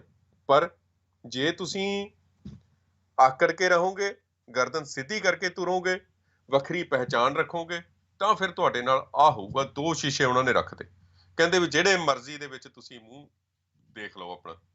ਜੇ ਤੁਸੀਂ ਹਲੇਮੀ ਰਾਜ ਦੀ ਗੱਲ ਕਰੋਗੇ, ਆਪਣੇ ਪਹਿਲੇ ਅਧਿਆਪਕ, ਪਹਿਲੇ ਪਾਤਸ਼ਾਹ ਦੀ, ਫਿਰ ਤੁਹਾਡੇ ਨਾਲ ਆਹ ਹਾਲ ਹੋਊਗਾ। ਜੇ ਤੁਸੀਂ ਰਾਮ ਰਾਜ ਦੀ ਗੱਲ ਕਰੋਗੇ, ਸਾਡੇ ਫਲਸਫੇ ਦੀ ਗੱਲ ਕਰੋਗੇ, ਚੋਰੀ ਠੱਗੀ ਦੇ ਫਲਸਫੇ ਦੀ ਗੱਲ ਕਰੋਗੇ, ਫਿਰ ਤੁਸੀਂ ਆਜ਼ਾਦ ਘੁੰਮ ਸਕਦੇ ਹੋ, ਫਿਰ ਤੁਹਾਨੂੰ ਆਜ਼ਾਦੀਆਂ ਨੇ, ਫਿਰ ਤੁਹਾਡੇ ਲਈ ਸਾਰੇ ਜਹਾਂ ਸੇ ਅੱਛਾ ਅਸੀਂ ਬਣਾ ਦੇਣਾ। ਤੇ ਗੱਲ ਵੀ ਇਹੋ ਹੀ ਹੈ। ਹੁਣ ਇਹਦੇ 'ਚ ਕੁਝ ਗੱਲਾਂ ਸਾਡੇ ਸਾਹਮਣੇ ਆਉਂਦੀਆਂ ਨੇ। ਕੈਨੇਡਾ, UK ਤੇ ਕੈਨੇਡਾ ਤੇ ਬਰਤਾਨੀਆ ਨੂੰ ਭਾਰਤ ਸਰਕਾਰ ਨੇ ਲੌਬਿੰਗ ਕਰਕੇ ਰੈਫਰੈਂਡਮ 2020 ਤੇ ਖਾਲਿਸਤਾਨ ਦੇ ਵਿਰੁੱਧ ਬਿਆਨ ਦੇਣ ਲਈ ਰਾਜ਼ੀ ਕਰ ਲਿਆ। ਪਰ ਇਹ ਗੱਲ ਹੁੰਦੀ ਕਿਵੇਂ ਹੈ, ਚੱਲਦੀ ਕਿਵੇਂ ਹੈ ਇਹ ਗੱਲ, ਜਦੋਂ ਅਜਿਹੇ ਵੱਡੇ ਮੁਲਕ ਜਿਹੜੇ ਕਿਸੇ ਵੇਲੇ ਖਾਲਿਸਤਾਨ ਦੀ ਜਾਂ ਸਿੱਖਾਂ ਦੇ ਹੱਕਾਂ ਦੀ ਗੱਲ ਕਰਦੇ ਨੇ, ਤਾਂ ਉਹ ਇੱਕਦਮ ਪਲਟੀ ਕਿਵੇਂ ਮਾਰ ਜਾਂਦੇ ਨੇ। ਇਹਦੇ ਤੇ ਇਹ ਟੂਣਾ ਕੀ ਹੈ, ਕਿਵੇਂ ਟੂਣਾ ਹੋਊਗਾ, ਇਹਦੇ ਤੇ ਵਿਚਾਰ ਵਟਾਂਦਰਾ ਕਰਾਂਗੇ। ਤੇ ਇੱਕ ਪਾਸੇ ਭਾਰਤ ਦੇ ਵਿੱਚ ਚੀਨ ਦੀ ਸਰਹੱਦ ਤੇ ਜਿਹੜਾ ਮਾਹੌਲ ਬਣਿਆ ਹੋਇਆ, ਉੱਥੇ ਭਾਰਤੀ ਫੌਜੀਆਂ ਤੇ ਟੂਣਾ ਕੀਤਾ, ਸ਼ਾਬਾਸ਼ ਦੇ ਕੇ। ਕਿ ਤੁਸੀਂ ਗੁਰੂ ਦੇ ਸਿੰਘ ਹੋ, ਤੁਸੀਂ ਬਹਾਦਰ ਕੌਮ ਹੈ, ਸਿੱਖ ਕੌਮ ਹੈ ਜਿਹੜੀ। ਤਾਂ ਉੱਥੇ ਪੰਪ ਦੇ ਕੇ ਟੂਣਾ ਕੀਤੇ, ਤੇ ਦੂਜੇ ਪਾਸੇ ਪੰਜਾਬ ਦੇ ਵਿੱਚ ਕੀ ਟੂਣਾ ਕੀਤਾ ਜਾ ਰਿਹਾ ਹੈ। ਪੰਜਾਬ ਦੇ ਵਿੱਚ ਇੱਕ ਇਹੋ ਜਿਹਾ ਦਹਿਸ਼ਤ ਦਾ ਮਾਹੌਲ ਬਣਾਇਆ UAPA ਦੇ ਰਾਹੀਂ ਕਿ ਜਿਹੜੇ ਸਿੱਖ ਨੌਜਵਾਨ ਨੇ, ਸਿੱਖ ਮੁੰਡੇ ਕੁੜੀਆਂ ਨੇ, ਜਾਂ ਸਿੱਖ ਜਿਹੜੇ ਆਜ਼ਾਦੀ ਦੀ ਤਾਂਘ ਰੱਖਣ ਵਾਲੇ ਨੇ, ਜਿਹੜੇ ਜ਼ਾਹਰਾ ਤੌਰ ਦੇ ਉੱਤੇ ਤਾਂ ਭਾਵੇਂ ਨਹੀਂ ਬੋਲਦੇ, ਬੋਲਣਾ ਵੀ ਨਹੀਂ ਚਾਹੀਦਾ, ਕਿਸੇ ਹੱਦ ਤੱਕ ਇੱਕ ਲਹਿਰ ਬਣੇਗੀ ਤਾਂ ਫਿਰ ਇੱਕਦਮ ਜਿਹੜਾ ਇਹ ਭਬੂਕਾ ਉੱਠਣਾ ਨਾ, ਤਾਂ ਇਸ ਤੋਂ ਇਹ ਜਿਹੜੇ ਟੂਣੇ ਨੇ ਸਾਰੇ ਨਾਰੀਅਲ ਇਹਨਾਂ ਦੇ ਖੋਪੇ ਖੋਪੇ ਖੁੰਮਣੀਆਂ ਜਿਹੜੇ ਚੁਰਾਹਿਆਂ ਦੇ ਵਿੱਚ ਧਰੇ ਹੋਏ ਨੇ, ਤੇ ਇਹਨਾਂ ਦਾ ਸਤਿਆਨਾਸ਼ ਕਰ ਦੇਣਾ ਉਸ ਲਹਿਰ ਨੇ। ਤੇ ਉਸ ਲਹਿਰ ਨੂੰ ਇਹਨਾਂ ਨੇ ਦਬਾ ਕੇ ਤਾਂ ਰੱਖਿਆ ਹੋਇਆ, ਉਹਦੇ ਉੱਤੇ ਹਲੇ ਪਰਦਾ ਪਿਆ ਹੋਇਆ, ਪਰ ਜਿੰਨਾ ਦਬਾ ਕੇ ਰੱਖੋਗੇ ਓਨਾ ਲਾਵਾ ਅੰਦਰ ਬਣਦਾ ਜਾਣਾ। ਇਹ ਜਦੋਂ ਫੁੱਟਣਾ ਜਵਾਰ ਭਾਟਾ, ਤੇ ਇਹ ਜਦੋਂ ਵਾਲਕਾਂ ਨੂੰ ਉੱਠਣਾ, ਤਾਂ ਇਹਨੇ ਸਾਰਿਆਂ ਨੂੰ ਸਾੜ ਕੇ ਸੁਆਹ ਕਰ ਦੇਣਾ। ਤੇ ਇਹ ਡੈਮੋਕ੍ਰੇਸੀ ਦੀ ਲਹਿਰ ਜਿਹੜੀ ਹੈ, ਇਹ ਕਿਸੇ ਕੋਲੋਂ ਝੱਲੀ ਨਹੀਂ ਜਾਂਦੀ। ਹਥਿਆਰਬੰਦ ਲਹਿਰਾਂ ਨੂੰ ਤੁਸੀਂ ਅੱਤਵਾਦੀ ਲਹਿਰਾਂ ਬਣਾ ਕੇ ਤਾਂ ਤੁਸੀਂ ਬਦਨਾਮ ਕੀਤਾ, ਪਰ ਹੁਣ ਤੁਸੀਂ ਇੱਕ ਡੈਮੋਕ੍ਰੈਟਿਕ ਤਰੀਕੇ ਨਾਲ, ਜਿਹੜੀ ਅਮਨ ਕਾਨੂੰਨ ਤੇ ਤਰੀਕੇ ਦੇ ਨਾਲ ਜਿਹੜੀ ਇੱਕ ਲਹਿਰ ਹੈ, ਜਿਹੜੀ ਸਾਰੇ ਮੁਲਕਾਂ ਦੇ ਵਿੱਚ ਉਸ ਜਿਹੜਾ ਤਰੀਕਾ ਜਮਹੂਰੀਅਤ ਦਾ, ਉਸ ਤਰੀਕੇ ਨਾਲ ਰਾਸ਼ਟਰਪਤੀ ਚੁਣੇ ਜਾਂਦੇ ਨੇ, ਪ੍ਰਧਾਨ ਮੰਤਰੀ ਚੁਣੇ ਜਾਂਦੇ ਨੇ, ਸਥਾਨਕ ਪੱਧਰ ਦੀਆਂ ਚੋਣਾਂ ਤੋਂ ਲੈ ਕੇ ਉੱਪਰਲੇ ਪੱਧਰ ਤੱਕ ਦੀਆਂ ਚੋਣਾਂ ਤੱਕ ਲੋਕ ਵੋਟ ਪਾ ਕੇ ਆਪਣੇ ਨੁਮਾਇੰਦੇ ਚੁਣਦੇ ਨੇ ਕਿ ਨਹੀਂ ਚੁਣਦੇ। ਤੇ ਇਹੋ ਹੀ ਸਿਸਟਮ ਭਾਰਤ ਦੇ ਵਿੱਚ ਹੈ। ਤੇ ਉਹੋ ਹੀ ਸਿਸਟਮ ਦੀ ਗੱਲ ਕਰਨ ਵਾਲਾ ਇੱਕ ਵਿਅਕਤੀ ਖੂੰਖਾਰ ਅੱਤਵਾਦੀ ਹੋ ਗਿਆ। ਮੈਨੂੰ ਲੱਗਦਾ ਜਿਹਨੇ ਹਥਿਆਰ ਦਾ ਨਾਮ ਕਦੇ ਆਪਣੀ ਜ਼ੁਬਾਨ ਤੇ ਨਹੀਂ ਲਿਆਂਦਾ ਹੋਏਗਾ, ਤੇ ਉਹ ਵਿਅਕਤੀ ਅੱਤਵਾਦੀ ਹੋ ਗਿਆ। ਹੈਰਾਨੀ ਦੀ ਗੱਲ ਇਹ ਹੁੰਦੀ ਹੈ ਕਿ ਇਹ ਜਿਹੜੀ ਲਹਿਰ ਹੈ, ਇਹ ਲਹਿਰ ਇੱਕ ਇਹੋ ਜਿਹੀ ਵਿਪਤਾ ਬਣਦੀ ਜਾ ਰਹੀ ਹੈ, ਇੱਕ ਇਹੋ ਜਿਹਾ ਪ੍ਰਚੰਡ ਰੂਪ ਧਾਰਨ ਕਰਦੀ ਜਾ ਰਹੀ ਹੈ ਕਿ ਇਹਦੇ ਨਾਲ ਕੌਮਾਂਤਰੀ ਪੱਧਰ ਦੇ ਉੱਤੇ ਸਿੱਖਾਂ ਦੀ ਜਿਹੜੀ ਹੋਣੀ ਹੈ, ਜਿਹੜਾ ਉਹਨਾਂ ਦੇ ਨਾਲ ਜੈਨੋਸਾਈਡ ਹੋਇਆ 1984 ਦੇ ਵਿੱਚ, ਤੇ ਉਸ ਤੋਂ ਬਾਅਦ ਉਹ ਗੱਲਾਂ ਸਾਹਮਣੇ ਆਉਣੀਆਂ ਸ਼ੁਰੂ ਹੋ ਗਈਆਂ। ਤੇ ਉਹਨਾਂ ਦੇ ਕਾਰਨ ਕਿਤੇ ਨਾ ਕਿਤੇ ਇਹ ਵਿਪਤਾ ਉਹਨਾਂ ਨੂੰ ਵੱਡੀ ਲੱਗਦੀ ਹੈ। ਤੇ ਇਹ ਵਿਪਤਾ ਨੂੰ ਟਾਲਣ ਦੇ ਲਈ, ਖਤਮ ਕਰਨ ਦੇ ਲਈ ਕੀ ਕੀਤਾ ਜਾ ਰਿਹਾ ਹੈ? UAPA ਦੀ ਦਹਿਸ਼ਤ ਪਾਈ ਜਾ ਰਹੀ ਹੈ। ਤੇ ਪੰਜਾਬ ਦੇ ਵਿੱਚ ਸਾਰੇ ਲੀਡਰ ਜਿਹੜੇ ਹੈ ਨੇ, ਇੱਕ ਦੋ ਨੂੰ ਛੱਡ ਕੇ, ਤਾਂ ਉਹਨਾਂ ਨੂੰ, ਭਾਵੇਂ ਉਹ ਸਿੱਖ ਲੀਡਰ ਨੇ, ਭਾਵੇਂ ਬਾਦਲ ਦੇ ਲੀਡਰ ਨੇ, ਭਾਵੇਂ ਅਮਰਿੰਦਰ ਦੇ ਲੀਡਰ ਨੇ, ਉਹਨਾਂ ਨੂੰ ਇਹ ਕੁਛ ਦਿਖਾਈ ਨਹੀਂ ਦੇ ਰਿਹਾ। ਉਹਨਾਂ ਨੂੰ ਦਿਖਾਈ ਤਾਂ ਦੇ ਰਿਹਾ, ਪਰ ਉਹਨਾਂ ਦੇ ਇੱਕ ਟੀਕਾ ਲਾਇਆ ਗਿਆ, ਤੇ ਉਹ ਟੀਕੇ ਦਾ ਅਸਰ ਉਹ ਕਿਤੇ ਕਿਤੇ ਦਿਖਾ ਦਿੰਦੇ ਨੇ। UAPA ਦੀ ਵਿਰੋਧਤਾ ਕਰਨ ਦੀ ਬਜਾਏ ਉਹ ਕਹਿੰਦੇ ਨੇ ਕਿ ਰੈਫਰੈਂਡਮ 2020 ਹੈ ਇਹਦੀ ਜੜ। ਉਹ ਕਹਿੰਦੇ ਨੇ ਕਿ ਰੈਫਰੈਂਡਮ 2020 ਠੀਕ ਨਹੀਂ ਹੈਗਾ। ਉਹ ਵੀ ਸਰਕਾਰ ਤਾਂ ਵਿਰੋਧਤਾ ਕਰ ਰਹੀ ਹੈ ਰੈਫਰੈਂਡਮ 2020 ਦੀ। ਤੁਸੀਂ ਕੀ ਕਰ ਰਹੇ ਹੋ? ਇੱਕ ਪਾਸੇ ਤਾਂ ਤੁਸੀਂ ਖਾਲਿਸਤਾਨ ਮੰਗਦੇ ਹੋ, ਖਾਲਿਸਤਾਨ ਤਾਂ ਮੰਗ ਰਹੇ ਨੇ। ਉਹ ਕਹਿੰਦੇ ਨੇ ਖਾਲਿਸਤਾਨ ਚਾਹੀਦਾ ਸਾਨੂੰ, ਸਾਡੀ ਮੰਗ ਖਾਲਿਸਤਾਨ। ਪਰ ਉਹ ਕਹਿੰਦੇ ਨੇ ਕਿ ਇਹ ਜੀ ਰੈਫਰੈਂਡਮ 2020 ਨਹੀਂ ਚਾਹੀਦਾ ਹੈਗਾ। ਕਿਵੇਂ ਚਾਹੀਦਾ ਭਾਈ? ਤੁਸੀਂ ਦੱਸੋ ਫਿਰ। ਜੇ ਤੁਹਾਨੂੰ ਰੈਫਰੈਂਡਮ ਚਾਹੀਦਾ ਨਹੀਂ, ਤਾਂ ਤੁਹਾਨੂੰ ਖਾਲਿਸਤਾਨ ਕਿਸ ਤਰੀਕੇ ਨਾਲ ਚਾਹੀਦਾ? ਮੈਨੂੰ ਬੜੀ ਹੈਰਾਨੀ ਹੁੰਦੀ ਹੈ ਜਦੋਂ ਕਈ ਬੀਬੇ ਬੰਦੇ, ਵੱਡੀ ਪਾਰਟੀ ਦਾ ਨਾਮ ਰੱਖਿਆ ਹੁੰਦਾ ਉਹਨਾਂ ਨੇ ਆਪਣੀ ਦਾ, ਜਥੇਬੰਦੀ ਦਾ, ਸਿਆਸੀ ਪਾਰਟੀ ਦਾ, ਜਾਂ ਜਿਹੜੀ ਰਾਜਨੀਤਿਕ ਪਾਰਟੀ ਹੈ ਖਾਲਿਸਤਾਨ ਦੀ ਮੰਗ ਦੇ ਲਈ, ਤੇ ਉਹਨਾਂ ਦੇ ਏਜੰਡੇ 'ਚ ਵੀ ਖਾਲਿਸਤਾਨ ਹੈ। ਪਰ ਜਦੋਂ ਉਹ ਭਾਰਤ ਸਰਕਾਰ ਦੇ ਮਿਲਦੀ ਜੁਲਦੀ ਗੱਲ ਕਰਦੇ ਨੇ, ਫਿਰ ਗੱਲ ਸਪਸ਼ਟ ਹੋਣੀ ਸ਼ੁਰੂ ਹੋ ਜਾਂਦੀ ਹੈ ਵੀ ਗੱਲ ਕੀ ਹੈ। ਕਿ ਵਾਕਈ ਉਹਨਾਂ ਦੇ ਉੱਤੇ ਟੂਣਾ ਚੱਲਿਆ ਹੋਇਆ, ਟੀਕਾ ਲੱਗਿਆ ਹੋਇਆ ਮਹਿਸੂਸ ਹੁੰਦਾ। ਜ਼ਾਹਰਾ ਤੌਰ ਦੇ ਉੱਤੇ ਫਰਕ ਹੈ। ਉਹ ਆਜ਼ਾਦੀ ਨਾਲ ਗੱਲ ਨਹੀਂ ਕਰ ਸਕਦੇ। ਉਹਨਾਂ ਦੇ ਉੱਤੇ ਗੁਲਾਮੀ ਦਾ, ਸਰੀਰਕ ਗੁਲਾਮੀ ਤੇ ਮਾਨਸਿਕ ਗੁਲਾਮੀ ਦਾ ਅਸਰ ਹੈ। ਇਸ ਕਾਰਨ ਉਹ ਕਿਤੇ ਨਾ ਕਿਤੇ ਉਹ ਵਿਅਕਤੀ ਨੂੰ ਵੀ ਉਸੇ ਤਰ੍ਹਾਂ ਸਵਾਲ ਕਰਦੇ ਨੇ ਜਿਵੇਂ ਭਾਰਤ ਸਰਕਾਰ ਕਰਦੀ ਹੈ, ਜਿਸ ਤਰੀਕੇ ਨਾਲ ਕੈਪਟਨ ਅਮਰਿੰਦਰ ਸਿੰਘ ਸਵਾਲ ਕਰਦਾ। ਹੁਣ ਜਿਹੜਾ ਕੰਮ ਸਰਕਾਰ ਕਰ ਰਹੀ ਹੈ ਤਾਂ ਉਹ ਲੋਕ ਕਰਨਗੇ ਤਾਂ ਕਿਸ ਤਰ੍ਹਾਂ ਲੱਗੇਗਾ? ਇਸ ਤੋਂ ਇੱਕ ਗੱਲ ਤਾਂ ਪੱਕਿਆਂ ਸਪਸ਼ਟ ਤੌਰ ਦੇ ਉੱਤੇ ਕਹੀ ਜਾ ਸਕਦੀ ਹੈ ਕਿ ਇਹ ਜਿਹੜਾ ਫਾਰਮੂਲਾ ਕਿਤੇ ਨਾ ਕਿਤੇ ਅਸਰ ਤਾਂ ਕਰ ਰਿਹਾ। ਜਦੋਂ ਇੰਨੇ ਵੱਡੇ ਪੱਧਰ ਦੇ ਉੱਤੇ ਟੂਣੇ ਕੀਤੇ ਗਏ ਹੋਣ, ਜਾਂ ਸਰਕਾਰ ਵੱਲੋਂ ਕੋਸ਼ਿਸ਼ ਕੀਤੀ ਜਾ ਰਹੀ ਹੋਵੇ ਜ਼ਬਰ ਜ਼ੁਲਮ ਦੀ, ਤਾਂ ਇਹ ਗੱਲ ਤਾਂ ਸਪਸ਼ਟ ਹੋ ਜਾਣੀ ਚਾਹੀਦੀ ਹੈ ਕਿ ਫਾਰਮੂਲਾ ਕੰਮ ਤਾਂ ਕਰ ਰਿਹਾ ਕਿਤੇ ਨਾ ਕਿਤੇ। ਪਿਛਲੇ 5 ਸਾਲਾਂ ਤੋਂ ਜਦੋਂ ਤੋਂ ਇਹ ਲਹਿਰ ਚੱਲੀ ਹੈ, ਬਹੁਤ ਸਾਰੇ ਨੌਜਵਾਨਾਂ ਨੂੰ ਪੁਲਿਸ ਨੇ ਬੇਕਸੂਰਿਆਂ ਨੂੰ ਫੜ ਕੇ ਜੇਲ੍ਹਾਂ 'ਚ ਬੰਦ ਕੀਤਾ। ਉਹਨਾਂ ਨੂੰ ਉਹ ਸਾਰੇ ਗਰੀਬ ਘਰਾਂ ਦੇ ਮੁੰਡੇ ਸਨ। ਉਹਨਾਂ ਨੂੰ ਮੋਟੀਆਂ ਰਕਮਾਂ ਖਰਚ ਕੇ ਵਕੀਲਾਂ ਨੂੰ ਦੇ ਕੇ ਜ਼ਮਾਨਤਾਂ ਕਰਾਉਣੀਆਂ ਪਈਆਂ, ਜਾਂ ਉਹਨਾਂ 'ਚੋਂ ਬਹੁਤ ਸਾਰੇ ਹਾਲੇ ਵੀ ਅੰਦਰ ਨੇ। ਅਸਰ ਲੋਕਾਂ ਦੇ ਵਿੱਚ ਇਹ ਪਾਉਣ ਦੀ ਕੋਸ਼ਿਸ਼ ਕੀਤੀ ਜਾ ਰਹੀ ਹੈ ਕਿ ਜੇਕਰ ਤੁਸੀਂ 2020 ਦੀ ਹਮਾਇਤ ਕਰੋਗੇ ਤਾਂ ਤੁਹਾਡਾ ਹਾਲ ਇਹ ਹੋਣਾ। ਤੇ ਅੱਗੇ ਵਧਦੇ ਹਾਂ ਤੇ ਵਿਰੋਧੀਆਂ ਤੇ ਜਿਹੜੇ ਖਾਲਿਸਤਾਨ ਮੰਗਣ ਵਾਲੇ ਨੇ, ਉਹਨਾਂ ਦੀ ਆਵਾਜ਼ ਮਿਲੀ ਹੋਈ ਹੈ। ਇੱਕ ਹੈ, ਭਾਰਤ ਚਾਹੁੰਦਾ ਕਿ ਖਾਲਿਸਤਾਨ ਨਾ ਬਣੇ, ਉਹਦੀ ਵੀ ਬਿਆਨਬਾਜ਼ੀ ਉਹੀ ਹੈ। ਜਿਹੜੇ ਖਾਲਿਸਤਾਨ ਚਾਹੁੰਦੇ ਨੇ ਪੰਜਾਬ ਦੇ ਵਿੱਚ ਨੇ, ਉਹਨਾਂ ਦੀ ਵੀ ਬਿਆਨਬਾਜ਼ੀ ਉਹੀ ਹੈ। ਤੇ ਇੱਥੇ ਉਹਨਾਂ ਨੂੰ ਕਰਨਾ ਕੀ ਚਾਹੀਦਾ ਸੀ? ਮੈਨੂੰ ਪਤਾ ਕਿ ਮੈਂ ਜੇ ਆਪਣੇ ਭਰਾ ਦਾ ਕੋਈ ਕਿਸੇ ਕਾਰਜ ਦੇ ਵਿੱਚ ਹੱਥ ਨਹੀਂ ਵਟਾ ਸਕਦਾ ਤਾਂ ਘੱਟੋ ਘੱਟ ਮੈਂ ਉਹਦੀ ਵਿਰੋਧਤਾ ਤਾਂ ਨਹੀਂ ਕਰਦਾ ਹੈਗਾ। ਹਾਂ ਠੀਕ ਹੈ, ਜਦੋਂ ਉਹਨੂੰ ਉਹ ਕਾਜ ਦੇ ਵਿੱਚ ਕੋਈ ਕਾਮਯਾਬੀ ਮਿਲ ਜਾਂਦੀ ਹੈ ਤਾਂ ਉਹਦੀ ਸੇਵਾ ਦੇ ਵਿੱਚ ਹਾਜ਼ਰ ਹੋ ਜਾਣਾ ਕਿ ਭਰਾਵਾ ਮੇਰੇ ਲਾਇਕ ਵੀ ਕੋਈ ਸੇਵਾ ਦੱਸ ਹੁਣ, ਕਿਉਂਕਿ ਪਤਾ ਹੁਣ ਇਹਦਾ ਰੁਤਬਾ ਮਹਾਨ ਹੋ ਜਾਣਾ, ਇਹਨੇ ਜਿੱਤ ਹਾਸਲ ਕਰ ਲਈ ਹੈ। ਸੋ ਇਸ ਤਰੀਕੇ ਨਾਲ ਵਰਕ ਜੇ ਕਰ ਲਈਏ ਤਾਂ ਫਿਰ ਮੈਨੂੰ ਲੱਗਦਾ ਕਿ ਬਹੁਤ ਸਾਰੀਆਂ ਜਿਹੜੀਆਂ ਗੱਲਾਂ ਨੇ ਸਿੱਖਾਂ ਬਾਰੇ ਬਣੀਆਂ ਹੋਈਆਂ ਕਿ ਸਿੱਖ ਸੋਚਦੇ ਨਹੀਂ ਹੈ ਨੇ ਤੇ ਇਸ ਤਰੀਕੇ ਨਾਲ ਕਾਰਜ ਕਰਦੇ ਨੇ। ਮੈਂ ਇੱਕ ਗੱਲ ਕਰਾਂਗਾ, ਕਿਤਾਬ ਰਿਲੀਜ਼ ਹੋਈ ਹੈ ਯਤੀਸ਼ ਯਾਦਵ ਦੀ। ਇਹ ਟੂਣੇ ਕਿਵੇਂ ਕਰਦੇ ਨੇ, ਟੂਣੇ ਦਾ ਹੁਣ ਭੇਦ ਖੋਲਦੇ ਆ ਅੰਦਰਲਾ ਕਿ ਟੂਣਾ ਹੁੰਦਾ ਕਿਵੇਂ ਹੈ, ਕਰਦੇ ਕਿਵੇਂ ਨੇ। ਯਤੀਸ਼ ਯਾਦਵ ਦੀ ਕਿਤਾਬ ਹੈ RAW। ਰਾਹ ਜਿਹੜੇ ਰਿਸਰਚ ਐਂਡ ਐਨਾਲਾਈਸਿਸ ਵਿੰਗ ਹੈ ਭਾਰਤ ਸਰਕਾਰ ਦਾ, ਵਿਦੇਸ਼ਾਂ ਦੇ ਵਿੱਚ ਜਾਸੂਸੀ ਕਰਨ ਦਾ। ਰਾਹ, a history of Indian covert operations, a history of India's covert operations। ਇਹ ਕਿਤਾਬ ਯਤੀਸ਼ ਯਾਦਵ ਪੱਤਰਕਾਰ ਤੇ ਰਾਹ ਦੇ ਵਿੱਚ ਕੰਮ ਕਰ ਚੁੱਕਿਆ ਬੰਦਾ, ਉਹਨੇ ਇਹ ਕਿਤਾਬ ਲਿਖੀ ਹੈ, ਹੁਣੇ ਜੇ ਰਿਲੀਜ਼ ਹੋਈ ਹੈ। ਇਹਦੇ ਚ ਬਹੁਤ ਸਾਰੇ ਭੇਦ ਖੁੱਲਦੇ ਨੇ। ਭੇਦ ਕੀ ਖੁੱਲਦੇ ਨੇ ਮੈਂ ਤੁਹਾਨੂੰ ਲੜੀਵਾਰ ਦੱਸ ਦੇਣਾ ਭੇਦਾਂ ਬਾਰੇ। ਤੇ ਇਹਦੇ ਚ ਦੱਸਿਆ ਹੈਗਾ ਕਿ ਪੰਜਾਬ ਦੀ ਆਜ਼ਾਦੀ ਲਈ ਰੈਫਰੈਂਡਮ 2020 ਨੂੰ ਰੋਕਣ ਲਈ ਭਾਰਤ ਸਰਕਾਰ ਕਿਹੜੇ ਹੱਥਕੰਡੇ ਵਰਤ ਰਹੀ ਹੈ, ਉਹਨਾਂ ਸਾਰਿਆਂ ਬਾਰੇ ਜਾਣਕਾਰੀ ਦਿੱਤੀ ਗਈ ਹੈ।